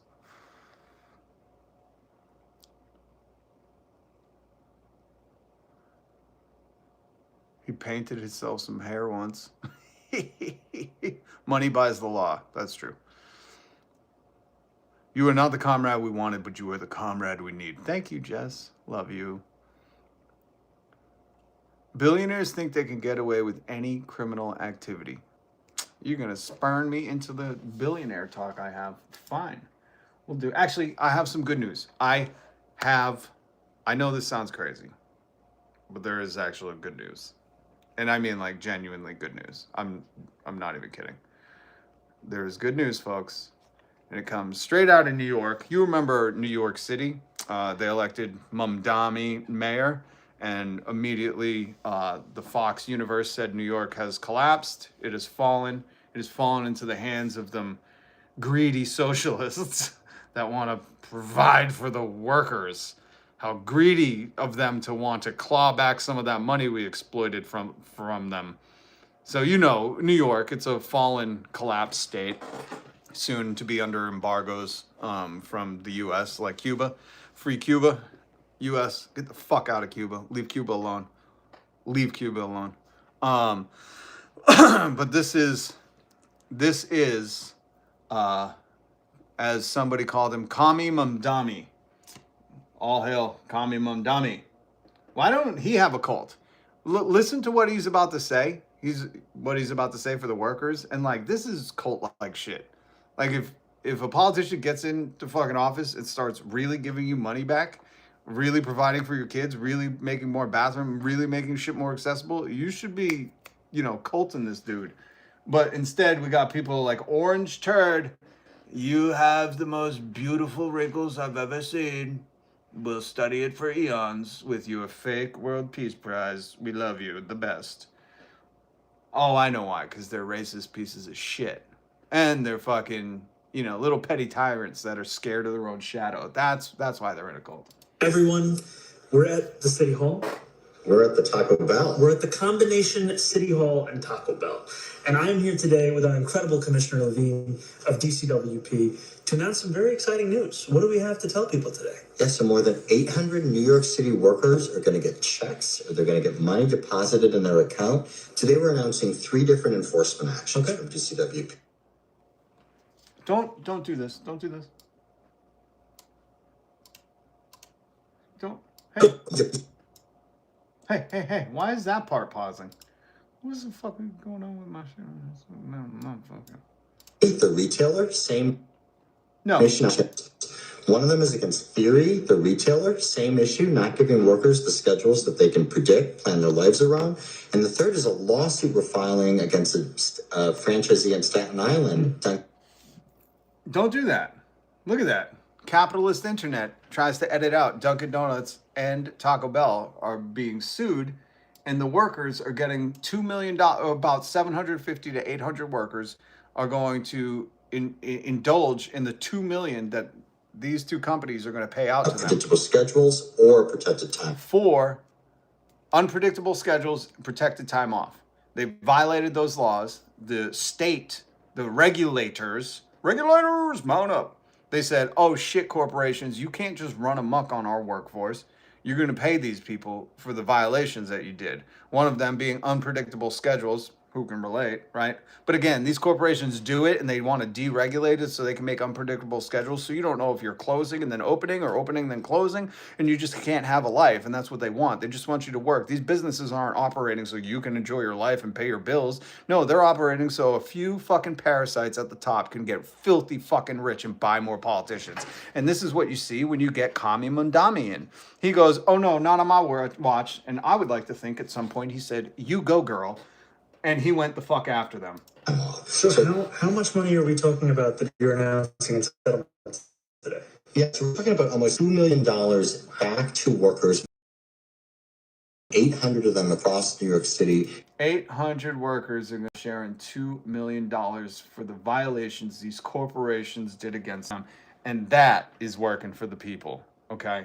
Be very clear, this is working for the people. When Donald Trump promised you tariff rebate checks, which are never coming, when Doge dividends checks still will never come, when they fucking sold your data operations and that little Doge dude walked off with the thumbnail, they are robbing you blind, and sometimes they're doing it in front of your face and telling you about it. And then we have, you know, the people who fear-mongered about because they were going to tax the people who own the outlets to fear-monger. If that makes sense, you know, the people who own all the fucking outlets, they were like, oh no, don't let them. New York will collapse. And people were like, why? I'm not a 100 millionaire. Why would I give a shit? But then there were some working class traders who were like, you're right. Those people exploited a lot of people to get there. Idiots. And also a lawsuit against Dunkin' franchisees just to get more money back. So now before we get a little bit more into this, I think it's only fair that we should try some of the food on offer at City Hall's first ever mukbang. Here we are. Where are you going to start with? Well, I have... Okay, and now I don't know what the fuck this is. Maybe it's First We Feast ruined the internet for everyone, but I don't want to watch any people eat. I'm fucking sorry. I know it's like a niche. But here's the thing. I live in capitalist America where you can't really afford this shit. What is that? $500 sitting on the table right there? Like, I don't want to watch people eat. I'm sorry. That shit makes me hungry. I don't want to watch that. I'm sorry. I don't want to watch you eat when I know what food costs. I don't know. That's just bragging to me. Like, oh, we get it. You went to Taco Bell and Dunkin' Donuts. Jesus Christ. Must be fucking paid vacation time. What the fuck, man? You know? Like, I don't want to hear that shit. I don't want to hear that. I don't want to hear that. New York is very American. New York, yeah, hell yeah. Love New York. That's where all my family's from. Moonblade, ma'am. You need to get away from your bootlicker husband. Where's Moonblade? What's oh, what's up, Zancy Pill OC? Yeah, that's a funny name.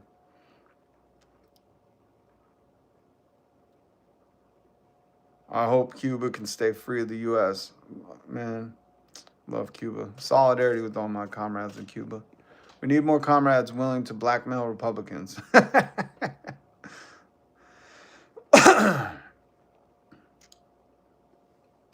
Fighting Carnegie all over again. Bob Satori. Yeah. Large Taco. Good to see you, man. You snuck in. The subways are clean. It's shocking to see how effective a mayor can be. It is shocking. And that's what I mean. It's like people always pretend like, we got to wait a couple of years to be able to get anything done with this bureaucracy. Madami's in there. He's like, boom. Clean the streets. Boom. More bathrooms. Boom. Childcare for next year. Boom. Going after these corporations for all their workers' rights violations. Boom. Money in your pocket. Boom, bitches. We're going to tax the wealthy. And people are like, I think New York has fallen. It's like, shut up, you fucking Ohioan. You know? You sound like Joe Rogan right now. I played audio of Joe Rogan yesterday being like, I'm very concerned about the way Canada's going. It's like, why? You have $100 billion. You party in fucking Ibiza. You know? Like, you don't give a shit about Canada. I don't even think you've been to Canada, Joe. Fuck you. Very concerned. Well, he has this right-wing twatzy Polivier, or I'm not ever going to pronounce his name right, so just suck it. But he has like some right-wing twatzy on. He's like, yeah, I'm Joe Rogan. I'm deeply concerned about Canadian politics. Fuck you, Joe. You operate outside of the law. You live on goddamn Elk Neverland Ranch in Austin, Texas, where you're surrounded by 4 billion acres of scrub brush and fucking elk nuts. You know what I mean? Like, I'm pretty sure, what are you, importing your fucking ice bath water from Canada, and you're nervous that these liberals are gonna clean the water. Give me a break, Joe. What are you so concerned about Canada for? Your next fucking vacation that you're not going to there? Because I'm pretty sure they're not fucking yacht territory. You know, Joe Rogan goes on vacation with a yacht with like Peter Teal and fucking probably Peter Dinklage. I don't know. Probably not Dinklage. He's a cool guy. He was doing some activism stuff. So, you know, let's leave him alone. Hands off. Hands off the Dink Man. I don't know if that's what his friends call him, but fuck, man. I like to be his friend. Anyways, what were we talking about, folks? And don't get mad at me if I have ADD. I'm in America. I can't afford a doctor. Large taco. I like that. Shut the fuck up, dorkaku. You haven't done nothing your whole life, and you know it. Yeah, these people know it. Hands off the Dinklebot. Amen. Amen. Solidarity with my man Pete. Got some dinklage. Hey, dork, if you've been around the world 3 times, then fucking, and you still act so stupid as to think America's the greatest, then, man, you went to all the wrong places, okay? Let's just keep it like that. I want to play some clips for you. Okay. In case you didn't know, wait, we should meme some shit. Let's meme it. Trump, if NATO won't fight Iran, I'll take Greenland from Europe. Iran, if Europe can't protect Greenland from Trump, don't worry, we will. Yo, I played some audio of Iranians saying, Donald Trump, you're fired. Thank you for your attention to this matter. And this is the funniest shit because, you know, we're in a day and age where the White House is like memeing shit to make fun of the suffering of others. So the best thing you could do in any scenario, and I say this all the time with journalists, with wars, with, I don't know, anything that's serious in life, because Donald Trump just makes a mockery of everything, I would say, you know, this is the appropriate tactic, you know? Like when Donald Trump's like, all right, man, I'm going to take Greenland. Iran steps up and they're like, all right, we're going to defend Greenland, you know? Like, just troll them harder. Like, we learned from Michelle Obama when she's like, you know, when they go low, you get high. And it's like, all right, but then what do we do after we get high? We go fucking low. You go even lower. You try to meet them at their rock bottom, you know? I think she just forgot the rest of the saying when she said, they go low, let's go get high. And then she just quit because she's probably stoned. I don't know. But, you know, I think the rest of the saying was, you got to fucking meme better than them. You know, you don't win a meme war by pussing out and just doing the dumpster fire thing. All right. What is this? Oh, combat veteran says that building up ground power for an operation is foolishness of the highest order. And that's all you really need to read because, again, we have this absolute toad in charge. And I would say if there was like a Scottish rite of foolishness, he would be the Scottish rite foolishness of the highest order. Or if there was like a Masonic temple of morons, I would say he is the highest order of the Masonic temple of morons. Here we go. Just so I understand this, Viva la Cuba! Just so I understand this, blocking the Strait of Hormuz is unfair. Okay. Does everybody understand the first point? Perfect. But blocking oil shipments to Cuba in order to collapse their whole country is fair. Did I get that right? MAGA, answer now.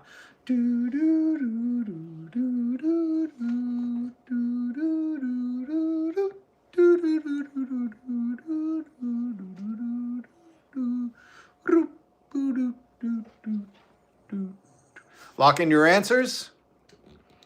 All right, MAGA. Oh, what is that? What is that? Sent high cortisol. What is cortisol? Don't you take that for poison ivy? Let's look it up. Cortisol, vital steroid hormone produced by the adrenal glands. Oh, yeah. I think they were eating that in Fear and Loathing. Thank you, Gamers Republic. I've never seen that. That's a cool one. All right. Donnell Hall clearly got the fucking answer wrong. Good try. You've lost all of your money in your house. Interesting. And you lost your family's farm in Arkansas. Oof. Tough bet. Laugh my ass off. Doesn't even know cortisol and calling people idiots. Oh, I'm sorry. I like to learn. Do you know every fucking word? Really? You're a MAGA and you know every word. Okay. Tell me what ancillary means.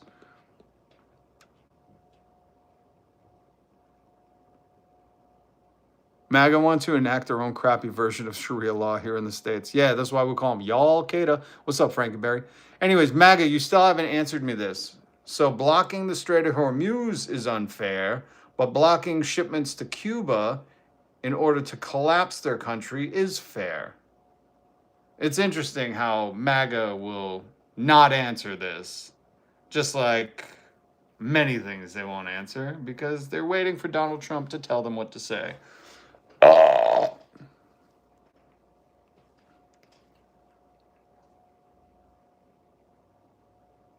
Friend of the channel, Frankie. Think I am soft band. Oh, come on, let's get Snooba Steve a hard band. Okay, so, okay, awesome. So just so we're clear, MAGA is too chicken shit to comment on this. Perfect. Perfect. Thank you. I've wasted enough time knowing that, you know, MAGA's a bunch of turds. Guess who's not worried about ice and airports? This is probably another fucking dude in India or some shit. You know, this is not who you think it is on the internet. Did nobody watch that fucking movie Catfish? And they turn it into an MTV show? Everybody's getting catfished on the internet. That's why I say, hey, Maggie, if you really want to make a point, why don't you go do a live stream? Tag me. Show me your face. Fucking spout your beliefs. U.S. citizens killed in Minneapolis were not available for comment. Interesting. Interesting point. Here is the presidential language. Good. So now I think I need to decipher this. He was saying Robert Mueller, the Bronze Star with Valor and Purple Heart as a Marine fighting in Vietnam, who this guy got bone spurs, ironically, just during their... You know what sucks is most people don't know, like, right before Vietnam, he was like, hi-ho, it's off to work I go. No, off to war I go. And then he's like, I got a bad case of bone spurs coming on. And he's like, oh, I really wanted to go fight in that Vietnam. Damn. And then people don't know this about Donald Trump. MAGA, put this as his backstory. This is the lore. So he's off to war, he goes, and then he felt a twitch, and he's like, oh, God, I hope it's not a bad case of bone spurs. Maybe I'll be okay in a short 7-10 years. And then, on the day Vietnam ended, he was like, finally, Papa, I'm better. I'm a real boy. I could go to the war. And they were like, Donald, oh, my God, it's going to break poor Don Don's heart and his best friend Epstein. They've been having sleepovers on that island for months now. We got to call him back. And they were like, Don. Oh, say hi to Jeff. Yep. What's that noise in the background? It sounds muffled. Anyways, Don. We know you were just healing up on Epstein Island. That sunshine really gets those bone spurs right out of the skin. But we know you just enlisted to go to Nam. I hate to break it to you. They just announced the war's over. And Donnie just cried for months upon months, while soaking his tears in the sun on Epstein Island. So that's the lore that people don't really often know about when addressing Donald. When addressing Prime Minister Donald. So anyways, I want to decipher this. He just said Robert Mueller, anyone? Just died. And then there's a period. Most people don't know this. That period means end of thought. Completed thought, okay? So now here's the second tweet, and most people don't know for context, he's talking about Charlie Kirk. Good, I'm glad he's dead. He could no longer hurt innocent people. And then he signed his name so he knew everyone would know he was just announcing the death of Mueller. And then he went on, and if you understand the context, if you could read in between the lines, MAGA, read in between the lines. Now he starts reminiscing about Charlie Kirk dying of fentanyl, and he says, "Good, glad he's dead. He can no longer hurt innocent people." And then he signed his name, Donald Trump. Donald Trump. Real one. Anyways, Delta is officially suspending travel perks for members of Congress until Republicans stop blocking TSA funding. Oh, don't worry, they'll just ride on their private donors' jets. That's what the Epstein files were all about. They were like, "Hey, Jeff, I catch a ride on that private plane of yours? Thank you. I'll take one serving of jerky." This is a lot like this channel. I love these signs. We're not from the left or the right. Slow your roll, libertards. We are not the Democrats or the Republicrats. We are not the Republicans. We're not conservative light, the Demicans. We're neither. We're from the bottom, and we're coming for those on the top. Okay? So either act accordingly or know you're a class traitor. Those are the two options, folks. That's it. There's no more options. And now we got to go into our billionaire talk. Hey, what's up, puppy? Hi. Hello. The first week of the war in Iran cost over $11.3 billion. But we can't afford to make healthcare more affordable. We have to strip your taxes so we can war. We gave $1 trillion in tax breaks to the richest 1% last summer, but we can't afford to help single parents put food on the table. What are we doing here? I know. Anybody else know? It's a class war. And the people with all the money and the power say, "Fuck you, workers. Just work till you die." That's what they say. No, literally, that's what Dr. Oz said. They're saying it out loud. They're not even hiding it. Oh, I think we're deep enough in the trenches now we can play this audio.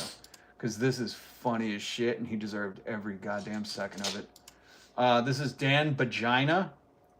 Dan Oingo Boingo. Dan, I said there's nothing to see here in the Epstein files, and then quit my job because it sucked the soul right out of my bum, and went back to podcasting. This is him in public, and this is how you should only address Dan in public. Hold on. Only way to address Dan Vagina in public. You're a pedophile protector. A pedophile protector. Pedophile protector. I was a cop for 9 years. You're a pedophile protector, faggot. You're a pedophile protector. Fuck you, dude. Fuck. Now, I don't condone all the language in that video, except when you're talking to Dan Vagina, because, you know, fuck that guy.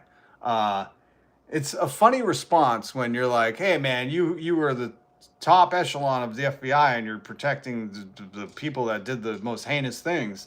And Dan's response is, "Why don't you go volunteer?" Got him, Dan. Got him, Dan. You can tell Dan's a man of the people. He's real sassy with it. I like to say, "You go, girl." I wish I was there. I wish I was right here in the background. I would have said, "You go, girl. You get him. You tell him to volunteer. Why don't you go volunteer at a shelter, man? A lot of pets could use your help." Fucking Dan for the win. I don't know who you thought won in that confrontation, but I'd say Dan did. Because when someone's calling you a PDF file protector and you go, "Why don't you go volunteer?" I'm pretty sure you just dunked real hard on them, like the kids say. And now let's listen to trillionaires. Gazillionaires. Now, this question, in case why are you licking me? I love you. You want to get in my lap because the cat's not here? Please stop. This is, let me show you. It's going to be a jump scare, so don't get too scared. Oh, sorry. That's Alabama Momtana. She's going to be on your special tonight at PM. So make sure you're there. That's Banana, Alabama at PM tonight on streaming. It's going to be a good one, man. I'll not be there because, you know, probably don't care. Anyways, this is Pete the Teal. He owns Peter Teal. No, Palantir. Is that a palindrome? Anyways, this is Peter the Teal. He's best friends with Alex the Carp and Elon the Musk. And they are what we call the Epstein class. They're the ones who denied. They were like, "Epstein? Hardly know her." You know, and then the emails came out and they were like, "Oh, interesting, shows you here on Christmas morning emailing Epstein." And Elon Musk was like, Oh, fuck. You know Donald Trump's in those, right? So we call them the Epstein class because they have so much money that they don't know what to do with it besides cheat on their wives with children.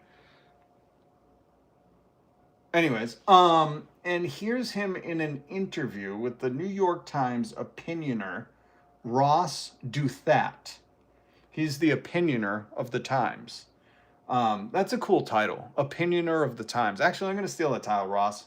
You shut your fucking mouth, Ross. You don't say anything. I am your opinioner of the Times because, you know, feelings don't care about facts. That's how Donald Trump's living his best life. You go, girl. And this is Peter Teal answering the question. I just need to speak to you, you class traitors, you troglodytes, you fucking demogorgons, you Cthulhus without the magical fucking power. AKA squid beaks. The question is, would you prefer the human race to endure? And he's asking a quadrillionaire. If you want the human race to continue on, you know, the people that made him all the money? That's the question. And I'll let him not answer it for you. So when you're like defending them and being like, we can't tax them, they're just a billion's not enough. How are you ever going to live off that? How are you ever going to party with Leo DiCaprio in the rented city of Venice when Jeff Bezos has his 7th wedding? Well, I want to see those photos, you know, like you pathetic fucking dweebs. That's the question being asked to Peter Palantir Eater. Race to endure, right? You're hesitating. Yeah, well, Yes? I don't know. I would. He said, fucking, I don't know. This is a guy who's like, well, you're clearly not classifying me as in like the human race. Like I'm a superior species. That's why I have all this money. That's what these people think. They're like, well, why would God give me so much money and power if I wasn't, you know, way beyond the human species? And the funny thing is these people clearly don't know shit about God because pretty sure when God came to Earth, he had no money and no power. Anyways, let's continue on with Peter Teal saying, I don't know if I want humans to continue. Like, start with yourself, buddy. I would, if I was the opinioner of the Times, Russ Douthat. I don't know how to pronounce his last name, and I don't give a shit because these people are weak questioners. If he said, I don't know, I would have said, then start with yourself. Not a question, not a follow-up. Just if you don't know, why don't you, I don't know, you probably caused the most fucking pollution. Why don't you just start with yourself? Know what I mean? And then I would have looked at him like this and said, whoever blinks first has to do it. And I would have went, podcast, thanks. That's a wrap. And he would have said, why did you have me booked for 3 hours? I said, I just wanted to waste your time. I would have been a great opinioner of the Times. This is a long hesitation. There's so many questions implicit Should in the this. human race survive? Yes. Okay. But oh, he only had to get asked twice, be shamed that he's taking so long to answer, and then he was like, yes, but, you know, I mean, like, which human race? Like, the poor people? Are we talking about the poors? Because gross! No! Oh! You know, like, that's what you think he's getting at. And, I mean, let me just say, Peter Teal, if you're listening, begin with yourself. If you don't think the human race should endure, let me say there's one person hoarding so many resources and doing very, very naughty things in the world. And I would say you could help with the problem. You could just start with yourself if you don't think the human race should endure. If somebody asked me that, you know, if I went on a podcast, they're like, do you think, by the way, what a stupid fucking podcast. Like this guy has a fucking say. I mean, I know he wants to. And you understand the implications. Is Charlie Kelly here?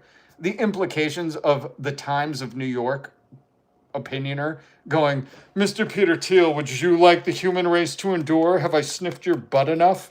Like, who gives a fuck what he thinks about the human race? Shut up and talk about robots or something, or your fucking PayPal. You know, why don't you ask him, like, wait, where do you think the direction PayPal should be in the future? You know, like, the human race should endure, and this fucking dweeb is going to answer it? I'm sorry, but your ears are too big. God fucked up. It shouldn't endure if we're all going to have those fucking stupid ears. You know what I mean? Like, that's the question the New York Times is presenting to a guy who just has so much money, no qualifications. He's not smart. He's not known for being like a valedictorian of fucking Earth. He just got the most money. And they're like, excuse me, sir, with the most money, do you think humans should continue? Like, what kind of fucking kumquat bullshit is that? I would have been like, you talk about PayPal or something. I don't know. Why are you here? Because you have a lot of money? Who gives a fuck? Go on a jet ski or something, or buy a dolphin, dude. Do you get what I'm saying? Like, this is the media presenting themselves as like, we're highbrow. I asked the rich man if he thinks humans should live. What the fuck are you talking about? Now, the other implication in this podcast is that, you know, he's working behind the scenes with Palantir to get rid of most of us humans. You know, he's the one who's like, I don't know, do we really need these stupid humans? You can fucking do AI, man. Have you not heard Joe Rogan play the AI music? Pretty sure we don't need humans anymore.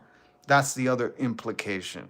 There's two implications here. One is the very rich man should decide if humans get to live. And I say, Ross, do that. You go, girl. I bet he fucking said that in the newsroom. And they were like, oh my God, you gotta ask him.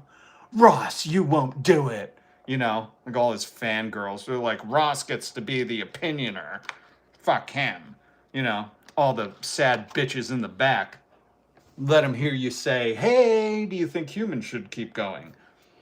This is fucking obscene. You understand that, right? Like, you understand the timeline we're living in. They said, hey, the very richest man who's hoarding all the fucking wealth, do you want those poor people to keep living? That's what the New York Times is presenting as like content. This is like on their TikTok. This is on their TikTok. This is not a joke. They're like, hey, let's push this out to all the humans he wants gone. And there are humans like, wow, that really rich guy wants to get rid of us. Gee golly, I can't wait. This is fucking pathetic, man. I heard this shit and, you know, I just want to start spitting on the screen. Like, look at this face. You have this face and you have the fucking audacity to be like, I don't know, I should start with myself, I guess. You know what I mean? Like, goddamn, dude, look at those ears. Get them pinched like a fucking Doberman pincher. This fucking guy gets to decide? I'm sorry. I don't subscribe to this shit. But let me continue on because I'm playing this. So once we get to the other stuff, you'll get why I'm doing this first, okay? It's called a setup. And then I fucking knock him down. But I also would I also would like us today, Junior. Jesus Christ, $1 billion can't get a speech coach to radically solve these problems and radically solve these problems of should humans continue. Oh, the guy with the speech impediment. Holy shit, dude's got a speech impediment. $1 billion man can't fucking speak. Oh. That's it. Hey, if anybody's good at the internet out there, anybody, just clip this dude fucking stuttering 400 times and just upload that to YouTube. I'm sure it will get 1 billion views. Fuck, if I had the time, I would sit there all day, just find clips of him stuttering, him on Joe Rogan, him on New York Times opinioner's piece. And I would just clip them all together and be like, this is the guy with $1 billion? Holy fuck. Just to troll him. And so, you know, it's always, I don't know, you know, yeah, transhumanism is this. I thought you guys hated trans, man. You know, the ideal was this radical transformation where your human natural body gets transformed into an immortal body.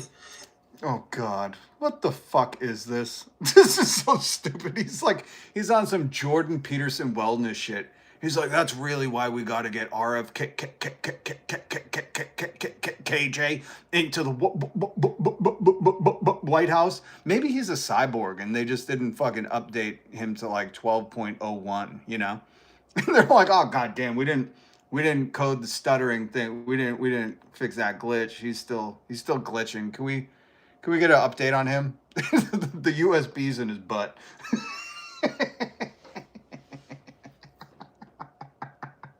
That's what they're gonna do. Just so you know, the billionaires are not gonna make like this transhumanism like comfortable for us. I don't know how to put this.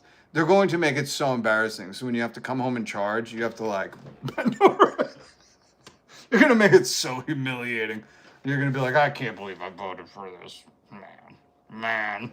Got to put the USB in my backside. And there's a critique of, let's say, the trans people in a sexual context, or I don't know, transvestite is someone who changes their clothes and cross dresses. And dude, what the fuck is he talking about? Like, I know Peter Teal's a gay man, but like, dude, you went from transhumanism to like explaining transvestite to us. We were all there in the 80s with Eddie Murphy, man. We were all there. And a transsexual is someone where you change your, I don't know, penis into a vagina, and we can then debate how well those surgeries work. Okay, I'm sorry. Is this supposed to be like the fucking supreme intellect of humans? Because I don't know. I feel like I don't know. I just feel like if this is the smartest guy in the room, holy shit, I must be Albert Einstein. Like the dude, just in case you're lost, the dude is like, do you think humans should keep being on Earth? And he's like, I don't know. We'll go like transhumanism, trans people, transvestites. And at no point, this is a good time. Listen, you don't want to interrupt when you're asking questions and you're the host. But this is a good point to be like, Peter, what the fuck are you talking about? It's a perfect time to interrupt and just be like, dude, it was a simple question. Like, do you think humans should continue, or are you trying to like build AI robots to murk us all? But we want more transformation than that. The critique is not that it's weird and unnatural. It's so pathetically little. And you should tell JD Vance that. You know, this is the guy that backed JD Vance and has the hate fucking mongering on high blast right now against the trans community and any kind of trans word. You know, I'm surprised he said all those words. This is, I don't know. This is hilarious. It's hilarious in that people like look up to these fucking dweebs, you know? Like, these are people who are perpetually inside, do not communicate with anyone else unless, like, you know, they're being told, like, sir, your fucking jerky is ready. And then come on podcasts and act like I am natural human. Yes, human race should endure. There's lots of transing. Like, what the fuck is going on, dude? So anyways, I play that for you because I really need you to understand billionaires are not taxed enough. There should be no billionaires in America. In the world, really. But, like, we don't tax them enough. In fact, we're giving them tax breaks, and they have too much money, and they're too dumb. You heard Peter Teal. He was stupid and didn't know whether to say yes to should humans continue. Obviously, assuming he was not human and like, oh, it just meant everyone else. It was a very tough question because should I let everyone else continue or should I not? Like it was up to him, my lord. So here's Trevor Noah saying how billionaires pay no taxes. And then I'm going to play some Bernie for you. Stay in for the hippie radical new woke left. You've been warned about me by your local politician. I'm the radical new woke left. That should be a band name. The New Woke Radicals. Because remember the New Radicals? Was that what they were called? The New Radicals? I forget. They were a good band, man. They had that one song.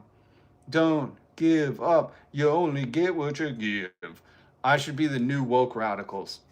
And the your local politicians have warned you about me because when you go to sleep at night, I sneak out from under your bed and I sprinkle free healthcare on you. Paid for by billionaires' taxes. Take it away, Trevor. I believe his name is Trevor the Noah. People argue that you cannot tax billionaires. I don't. I argue that billionaires should not exist ever. And if they want to throw a hissy fit about, I can't just be a 999 millionaire, then we exile them to Epstein Island and seize all their assets. On the shares that they hold in a company because it is an unrealized gain, right? So they go like, yeah, you're worth 300 billion, but we can't tax you on those stocks because you haven't sold the shares, so you don't like have the money, right? But you're worth the money, but you don't have the money. And I understand the argument. They go like, no, you don't have it. It's just what it's worth because it could also crash and then you have nothing, so we can't tax you on it. Then I'm like, okay, I understand that. So you can't tax the people on a thing because they don't have it. It's just there. Okay, fine. Then Elon Musk offers to buy Twitter, right? Which, by the way, did you see he was found as a fraud? He's a fraudulent frauder. Did you see that story? Elon Musk defrauded the investors, the people putting up the money, or whatever the fuck it is. But I could have told you that, you know, when did Elon Musk come onto the scene? Years ago. 15, 20, 30 million years ago. I could have told you he's a fraud. I sniffed him out from the second he fucking came out here being like, no, my dad didn't have an emerald mine. That was not in a news story that I told them about. He offers to buy it. And then he says, in his offer, he goes, I'm putting up my Tesla stock as collateral. Then I'm like, so you do have it? Then he's like, no. I don't have it. I'm just going to say it's collateral. So then they accept the offer. He now buys Twitter. Now that they've accepted his offer, he now goes to private equity and banks and like other rich people and whatever. He goes like, can you guys borrow me the money to buy Twitter? And then he's like, I want to buy Twitter because I don't want to sell any of my Tesla shares. So I want to use your money to buy Twitter. And then it's like, but then they're like, what are we loaning it against? And he's like, well, my Tesla shares. Then I'm going like, wait. So you can buy a thing based on what you have. Yes. But when we want to tax you, you can say, I don't have it. Tax unrealized gains. Been saying that for a long time. And now here is Bernard the Sander. And this, I think, was off Fox News Channel. This is crazy. 60% of our people live in paycheck to paycheck, and one guy, Elon Musk, is a fraud. Oh, I don't think he's going to say that. Sorry. That's just a court ruling.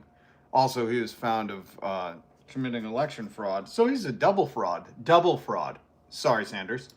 owns more wealth than the bottom 53% of American households. Think maybe that might be an issue that we should be talking about? You go, girl. I told you I was going to be saying that a lot today. Holy smokes. Bernie.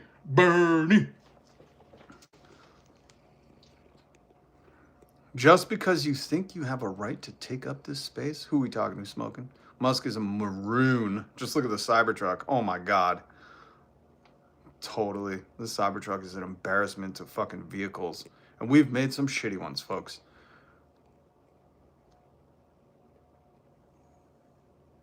What's going on? Right, you're a billionaire in some dude's comment section on YouTube. Yeah. Yeah, can I get things that aren't real for 500, Alex? Frankie Barry laying the fucking heat on that one. You know what? That one gets you modded. My goodness. Comment like that gets you just got you modded. You witnessed it here. What are the ARA chapters? All rich people are gonna give it back. What is the ARA? I don't know what that is. Back and still crying. Oh, stop crying, country conservative. We know Donald Trump makes you a hypocrite every single day, but you don't need to cry here, buddy. We are dissidents. We are independent dissidents. We are the radical new woke left that you are terrified of. Oh, is that why you're crying? Hill country conservative. They shut down all the farms near me. What is the ARA? Applied Research Associates? Okay. Tim wants a question answered, and Steph suggested he's super chat. Okay, where's Tim? Make sure I ignore him. Tim.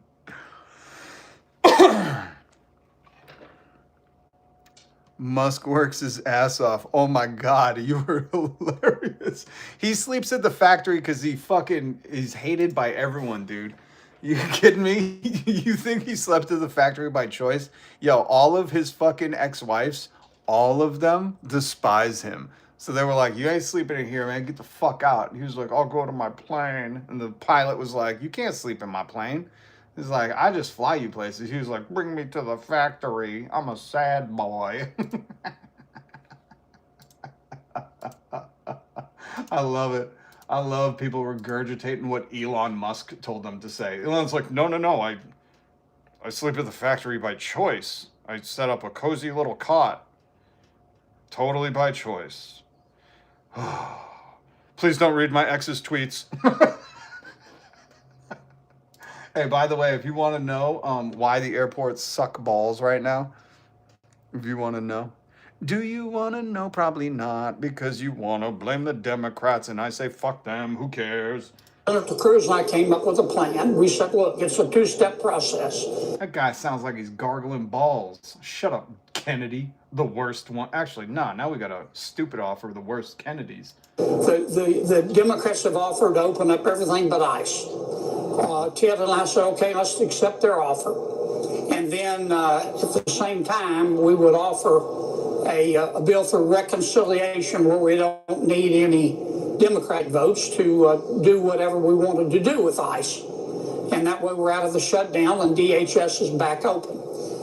We submitted that, Senator Coffin submitted that to President Trump, as is his right. He said no.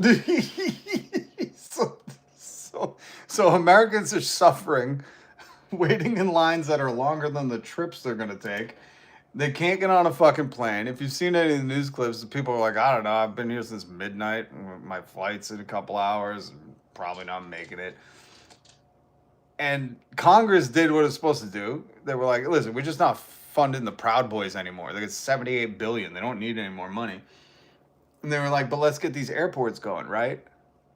And even this, the worst John Kennedy ever, you know, fucking the worst John Kennedy was like, yeah, we did all the stuff, and then we gave it to the king, and he's well within his Magna Carta rights to say, no, I'm ordained by God, and fuck you and the kids. And here's Donald Trump even admitting to it. This is the funniest shit ever. It's like how people could be like, oh yeah, awesome, keeping the airports shitty. Make airports shitty again. Make airports shitty again. Massa, please. And I'm suggesting strongly to the Republican Party, don't make any deal on anything. The most important thing we can have is what's called the Save America Act.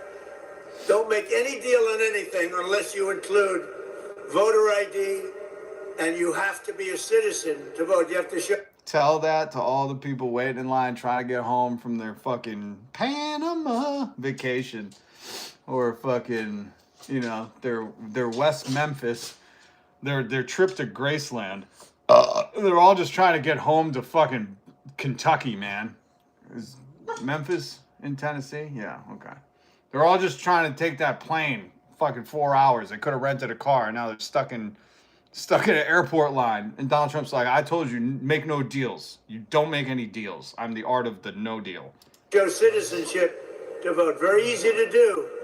It's very insulting when they say people can't do it because they don't know how to do it. Anybody that can't do it, I think it's a very insulting thing to say. The Democrats are fully to blame with the struggle the great American public is going through at the airports. They're going through a big... You heard it. The Democrats are to blame. He just said, make no deal. The Democrats came with the deal. They had it ready. Donald Trump vetoed it. And he said, that's the Democrats' fault. You know, they want those airports. They want them to suffer. So I know the Republicans control everything. So let's just blame Joe Biden. Struggle right now. And we just put ICE in charge. And they're helping... And that's gone flawlessly before, sir. Great idea. All right, I gotta just show you some news. Hold on, let's see. Do we have the news? Oh, that's the scary news. That's the very scary news. There's another thing going around in the country. Where's the other thing? Oh, yeah. So here, Donald Trump, accusations that Donald Trump is bribing, I wouldn't say demanding, but bribing the Gulf Coast nations for $5 trillion if they want the war to continue and $2.5 trillion if they want it to stop. By the way, if you look up people putting bets on bombs, I don't know if that's what they're calling it on Polymarket or Closhi or whatever it is, but somebody with privy knowledge made a ton of money off that. So again, this is the most corrupt motherfucker to ever fucking grace the turd house or whatever they're calling it now. But not looking good.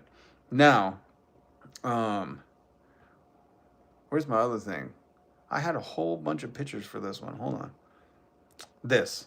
I linked this down below. This is originally a Vox story, but Vox wanted like my email or something. And I said, fuck you. I know Yahoo News is doing the good Lord's work at pirating news story. So I went to Yahoo News and I linked it in the description because with Yahoo News, they're like, hey, bitch, we're still on the internet. Who knew? So we're just going to feed you other people's stuff and we won't ask for nothing.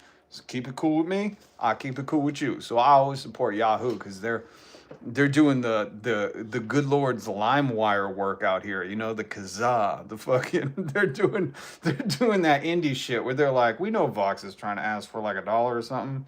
Here's the story. And I'm not joking. I bring this to you quite often. So God bless you, Yahoo, or whoever the one guy is still working at Yahoo. Maybe it's Ask Jeeves. But the world's deadliest infectious disease is on the rise in the U.S. Yes, that should terrify you. But it used to be far more prevalent globally. Rewind the clock. Let's rewind it. Go back to a lovely time of 1882, where your kids were ripping packs of Lucky Strikes, no filters, going to the mines to work. And a hard-at-work German physicist named Robert Koch, hopefully not the Koch brothers Koch, announced that he had identified the cause of illness that 1 out of 7 people in the U.S. and Europe. Now fast forward. Ah, that's a quick fucking fast forward. Today is World Tuberculosis Day, marking the 144th anniversary of Koch's discovery. They should have called it Koch's disease. Anyways, the disease is making a comeback in wealthy countries. Oh, maha. I guess you're not drinking your fermented meat enough. Nerds. Call it consumption, the robber of youth, the white plague, but we certainly can't call it gone. Jesus. I'm just going to get to America. I'm just going to get to the American part.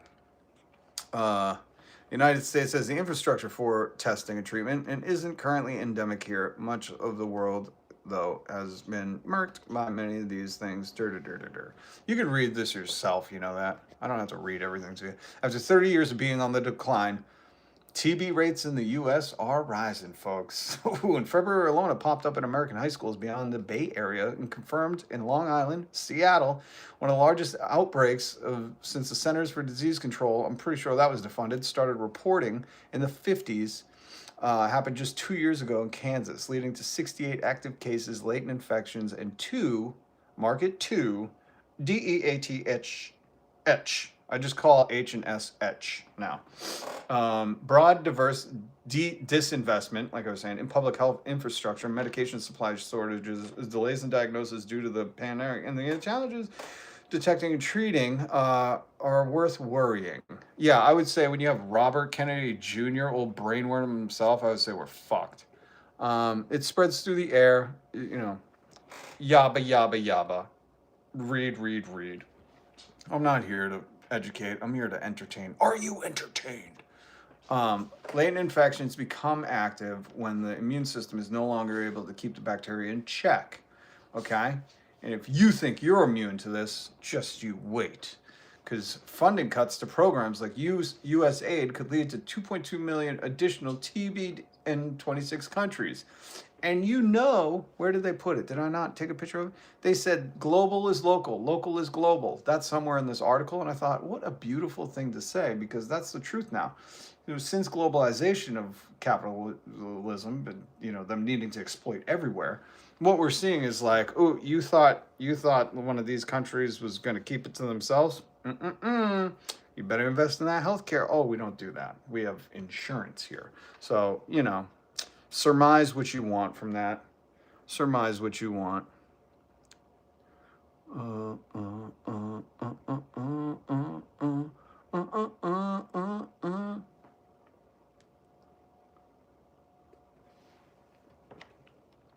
Who typed hello there, THEIR, buddy?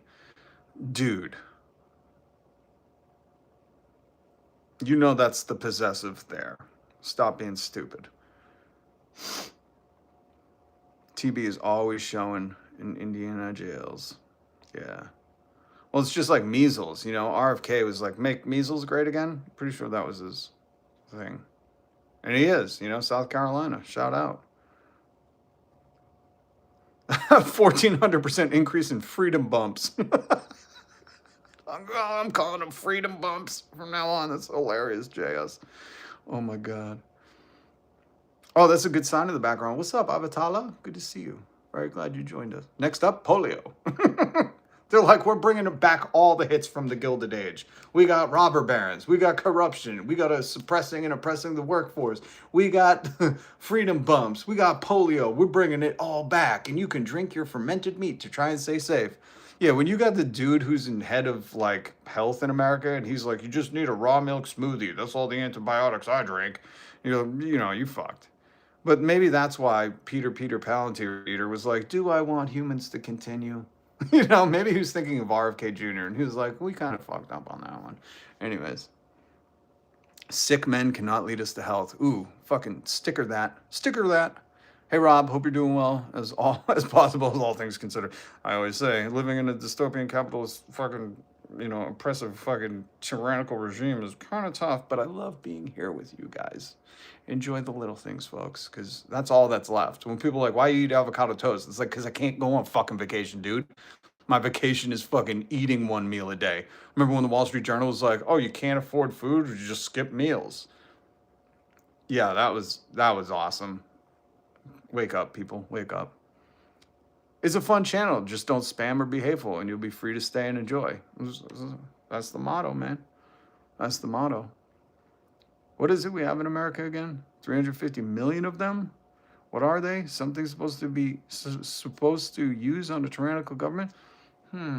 They do call us the 99%. I can't figure out if that's bigger than one. I am American trained. I am an American trained educationist. I cannot figure it out. I liked as soon as I walked in. I've been here plenty before. God bless you, Dave Nasty. Little things in this economy, little things like the new food pyramid. 1 piece of broccoli, 1 chicken, 1 tortilla, and 1 special fermented meat. Subbed a long time ago. Appreciate you. Get him. Get him. Yeah, make sure, thanks Dave Nasty, make sure you hit subscribe, hit the notification bell. You can join me every single weekend. Only you can prevent tyrannical country fires. Bless you too, comrade. All power to the people.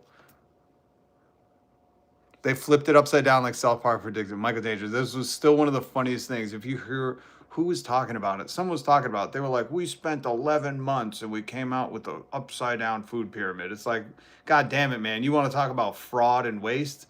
I could have saved you 11 months and how many billions you did and just said, just spin it upside down. It's like an Always Sunny in Philadelphia fucking thing. Where Danny DeVito's like, turn it upside down. It's a pyramid scheme. And she's like,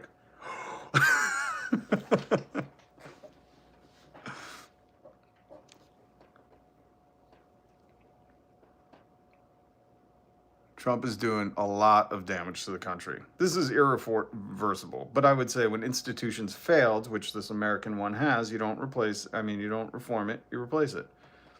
Nobody needs it's not nobody needs 3 dolls. Nobody needs 30 dolls. Or more than 1 chicken nugget. I can't wait till McDonald's falls in line for Donald Trump. They're like, now you can order the 1 McNugget meal.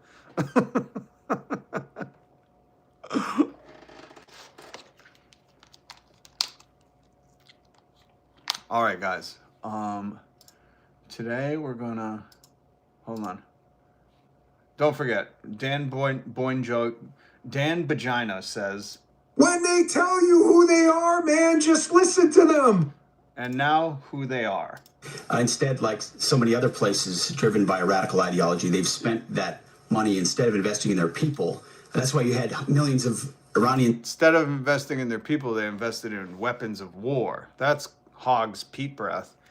And Dan Vagina says, when they tell you who they are, believe them. And I go, wow, this is the only time I've said good point, Dan Vagina.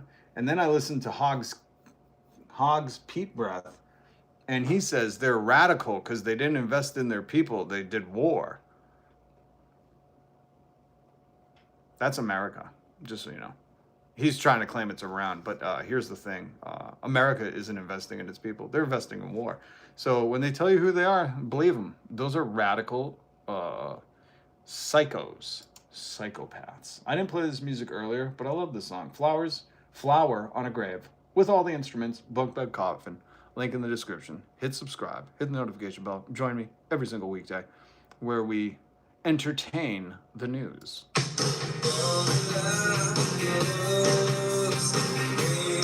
Hold on, Smoking Blondie. No one needs more than 2 kids, Musk and Trump. I'm looking at you. I agree.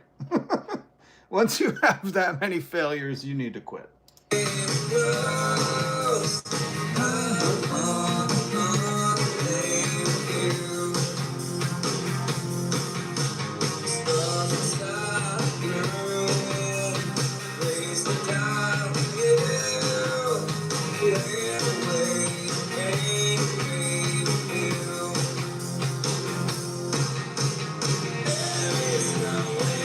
I'll give you the honors, Frankenberry.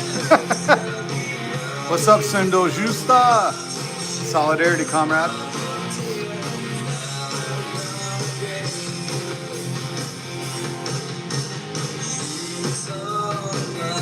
Frankenberry has been christened.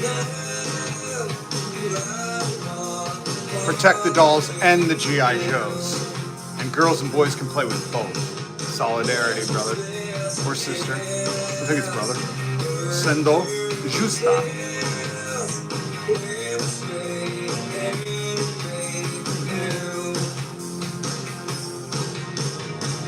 Solidarity, brotherhood, and unity in the community, baby. BUNKBED COFFIN. Thank you, Stubbleson, for the super chat, supported by viewers like you. How's the kitty? Kitty got kicked out earlier. No, she's sleeping over there. Hold on.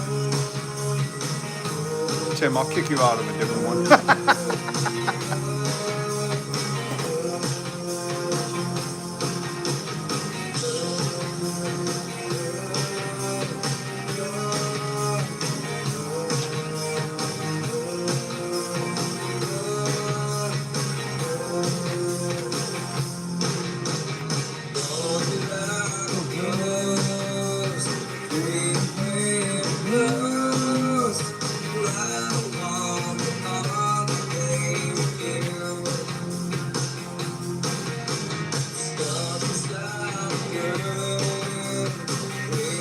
Oh, I'm Jerry. I don't care for real. What's up? Good to see you.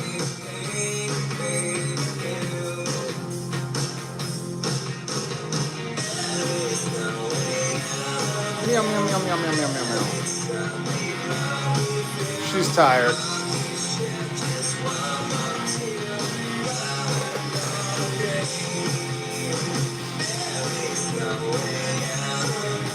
Wait a minute. This is what the peasants in Rome did. They drug the emperor out of their mansions, tarred and feathered, and drugged him through the streets. Like it.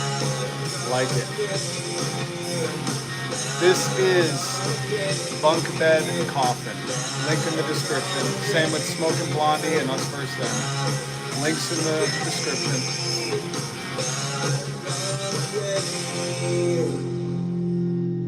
That is BUNKBED COFFIN here on my live stream. Yeah, band is BUNKBED, like you sleeping, Coffin, like you sleeping. Thank you, Stephenson.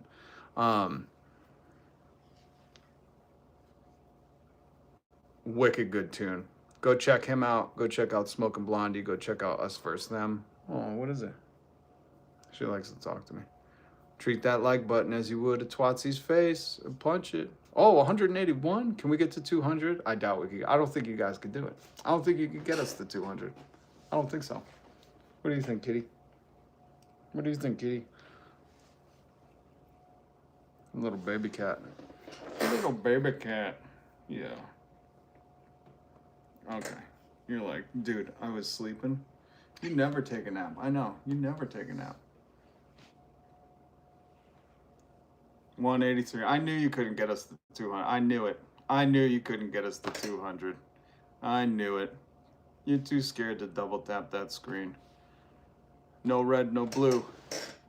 We're from the bottom and we're coming for the top. Ooh, Smoking Blondie. There's some good lyrics right there. Oh, you good kitty. I know. I know. I know. I know. I know. You ready? 186. I knew we couldn't get to 200. I'll give it a couple more seconds. Hey, doggy. Let her be. She just wants to sleep. These two are so funny together. This dog and this cat. Bud, get out of her face. She's trying to sleep. Don't do that. I wrote that down. There we go. I'll post it. Yeah, the dog's right here too. She won't leave my side. The dog and the cat. Dog tax. I can't pick up the dog right now. The cat's in my lap. The problem is we're all on here and not in front of the White House with an army. 100%. And you know why? This is what I talk about every day. This is why these corporations continue to lobby against the working class. They continue to keep us working, not retiring, working longer hours, door dashing after work, Uber Eatsing after work. So we're too exhausted to do anything. This is the plan. This is the system of capitalism. Well, the people who create all the wealth are so busy and exhausted that we cannot fucking say, hey, we're done with this. The people at the top who are Nepo babies and the elite with trust funds and fucking billions in bribes and crypto rug schemes can all fucking organize and fight against us with laws and regulations that they themselves don't fucking abide by. We've seen that in real time. So that's 100% the predator class. That's right. You're not a capitalist, Anthony. What do you own, a fucking a mill? You ain't a capitalist, man. You think you are.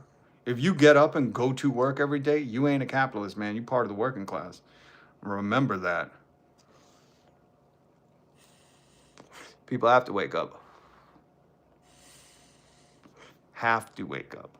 And they will. The problem with a lot of political fucking minded people in America is, number one, they don't understand everything's politics. From your water being not poisoned to where you cross the street to how long you work every day. It's all politics. And they think, what is it, puppy? Now the puppy wants to get in my lap. God damn it. Come here. Come here, little puppy. Come here. See, now the cat's sitting behind me. Now the dog's in my lap. Okay. Here. Say hi. Say hi. Okay, good girl. There you go, Frankenberry. You got the puppy. Now I forgot what I was talking about because the dog was like, if you let the cat sit in your lap, I have to sit in the lap. So now the cat's behind me in the chair. Where did she go? I don't know where she went. And whenever that happens, I usually feel claws in my back. Not a Frenchie, Smoking Blondie. This is a working class Frenchie. It's a Boston Frenchie. Ooh, sorry. She's like, don't put me in camera. I don't look good. Ah, he's such a princess. She's a French ton. She's the working class Frenchie. Oh. Boss Rob would have a Boston. It's the working class Frenchie. These are wolf times. That is very true.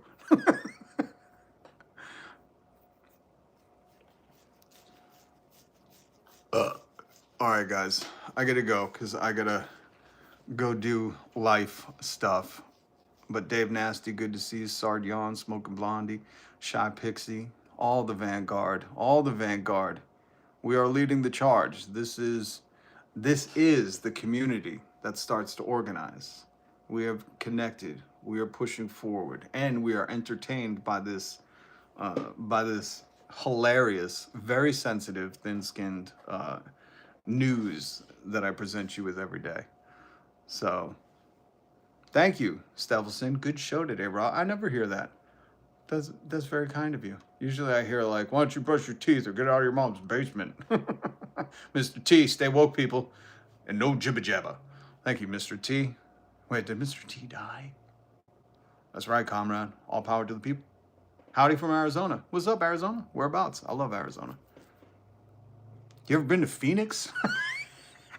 That's what I'm going to start doing when people go, I'm from Arizona. I'm going to go, have you ever been to that Phoenix? Pretty swell town. Okay, New World Order. Always a good show. Oh, thank you guys.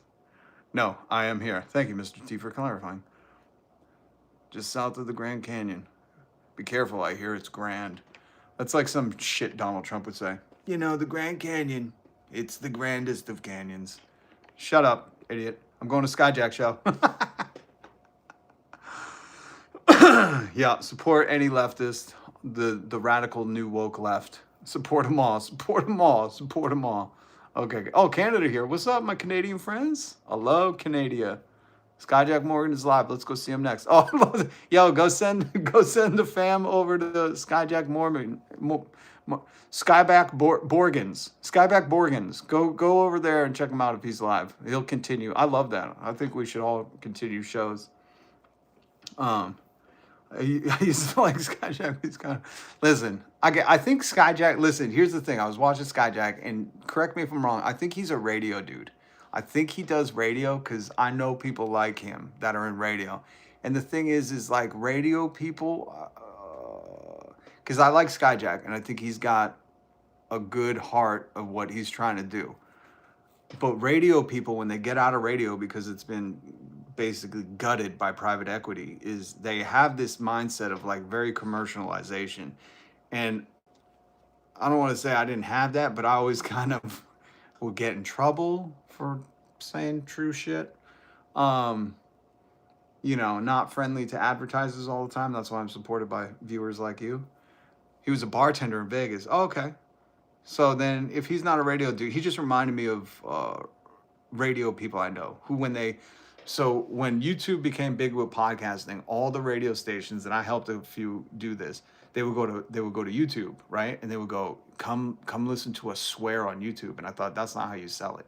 You know, like that's stupid. And you saw this a lot, like 10 years ago or so, where they were like, oh, we're doing our X-rated show on YouTube, you know, trying to sell people. It's like YouTube's a whole different platform, you know, so you need to really cultivate a different audience while bringing your audience. Anyways, I don't want to get into like my producer mind of it, but it reminded me of kind of that, because I'm like, man, sometimes people don't know how to just break out of their shell and say, fuck Donald Trump, fuck Jordan Peterson, fuck Ben Shapiro, you know, in a genuine way, without being like, look, I said the F word. And just like, no, we're sick of this shit. We're sick of being lied to, you know, and told like one tortilla is good enough for dinner. And that's what, but I think he's doing great stuff, man.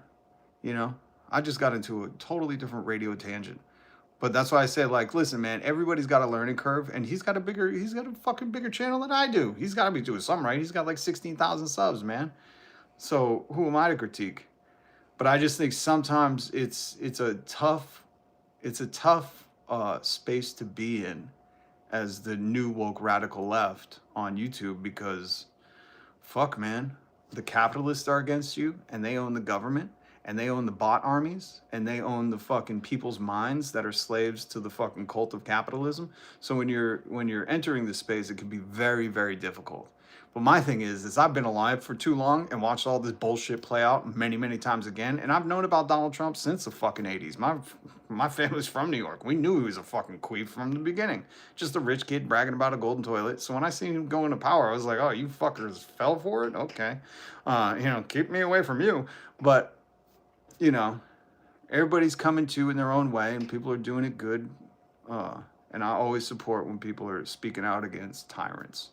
You know, that's just in my blood.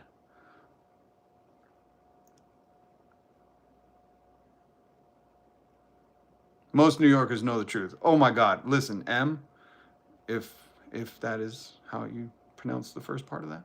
M, if I get on the phone with one of my aunts, they don't usually get too loud. They're from New York, and they're very funny and comical. But I usually have to hold the phone a little distance away if we talk about Donald Trump, because they're like, I can't believe these motherfuckers are, you know, it's hilarious. But either way, Skyjack Morgan's fucking awesome because he's live streaming, he's putting his beliefs out there, and it's in a contentious time where anybody who dissents against the king is labeled as like, oh, crying liberal. And it's like, no, we're the new radical woke left, man. Get it straight. Get it straight, you fucking dweebs. You know what I mean? And I applaud anybody who's brave enough to do that, because I've been doing this for 2 years, and let me tell you, all these fucking chuds, all these MAGA chuds, I tell them, like, don't tell me your beliefs, just go do a live stream. And they can't. Don't be rude. I'm sorry, but they move like a bitch. I moved on her like a bitch. Yeah, so, you know what I mean? And then a lot of the other people, when you talk about the Epstein files, they're like, yeah, we're all trying to find the guy who did this and give him a spanking. and you're like, I don't know, Trump's mentioned a million times. JD Delay has started shit with M on X. Who is JD Delay? I have to look into him because they say the people that watch my channel, they watch it JD Delay the most. And I don't know who the fuck that is. I don't know who the fuck that is. JD Delay. But now that I hear you say that, no, it's not the prison dude, is it? The prisoner recovery coach? Is it? Yeah. I've watched this dude like twice. And I get he goes after like the Wes Watsons and the Alpha Boys and stuff. But I swore I saw him doing some kind of MAGA,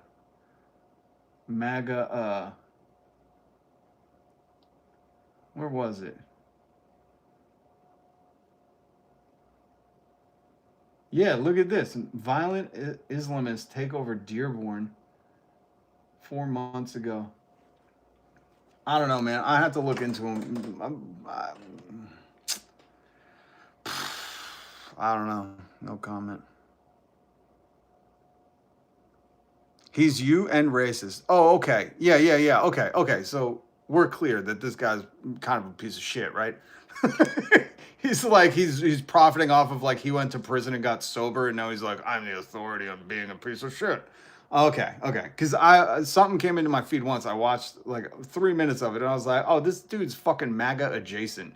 You know, pretending like he's not, but really like, you know, I don't want to get into the prison politics, but you know what I mean. You know what I mean? He attacked my looks instead of my claim. Yeah, that's what I would say. He's very MAGA then. Because anytime I make a point about like, you know, just tax billionaires, they're like, you look stupid. Take off your beanie. It's like, why are you flirting with me? Yeah. So fuck him too. You know what I mean? Like fuck all these fucking subservient bitches, man. God damn. The sycophants. We learned that word earlier. All right, guys. Thank you so much. Much love. Go support other radical new woke leftists. That's probably one of my biggest pet peeves. Worthless weak dude. Yup. Yeah. Have a good one. Soryon, Frankenberry, Shot Pixie, Smoke Blondie. All right. Peace.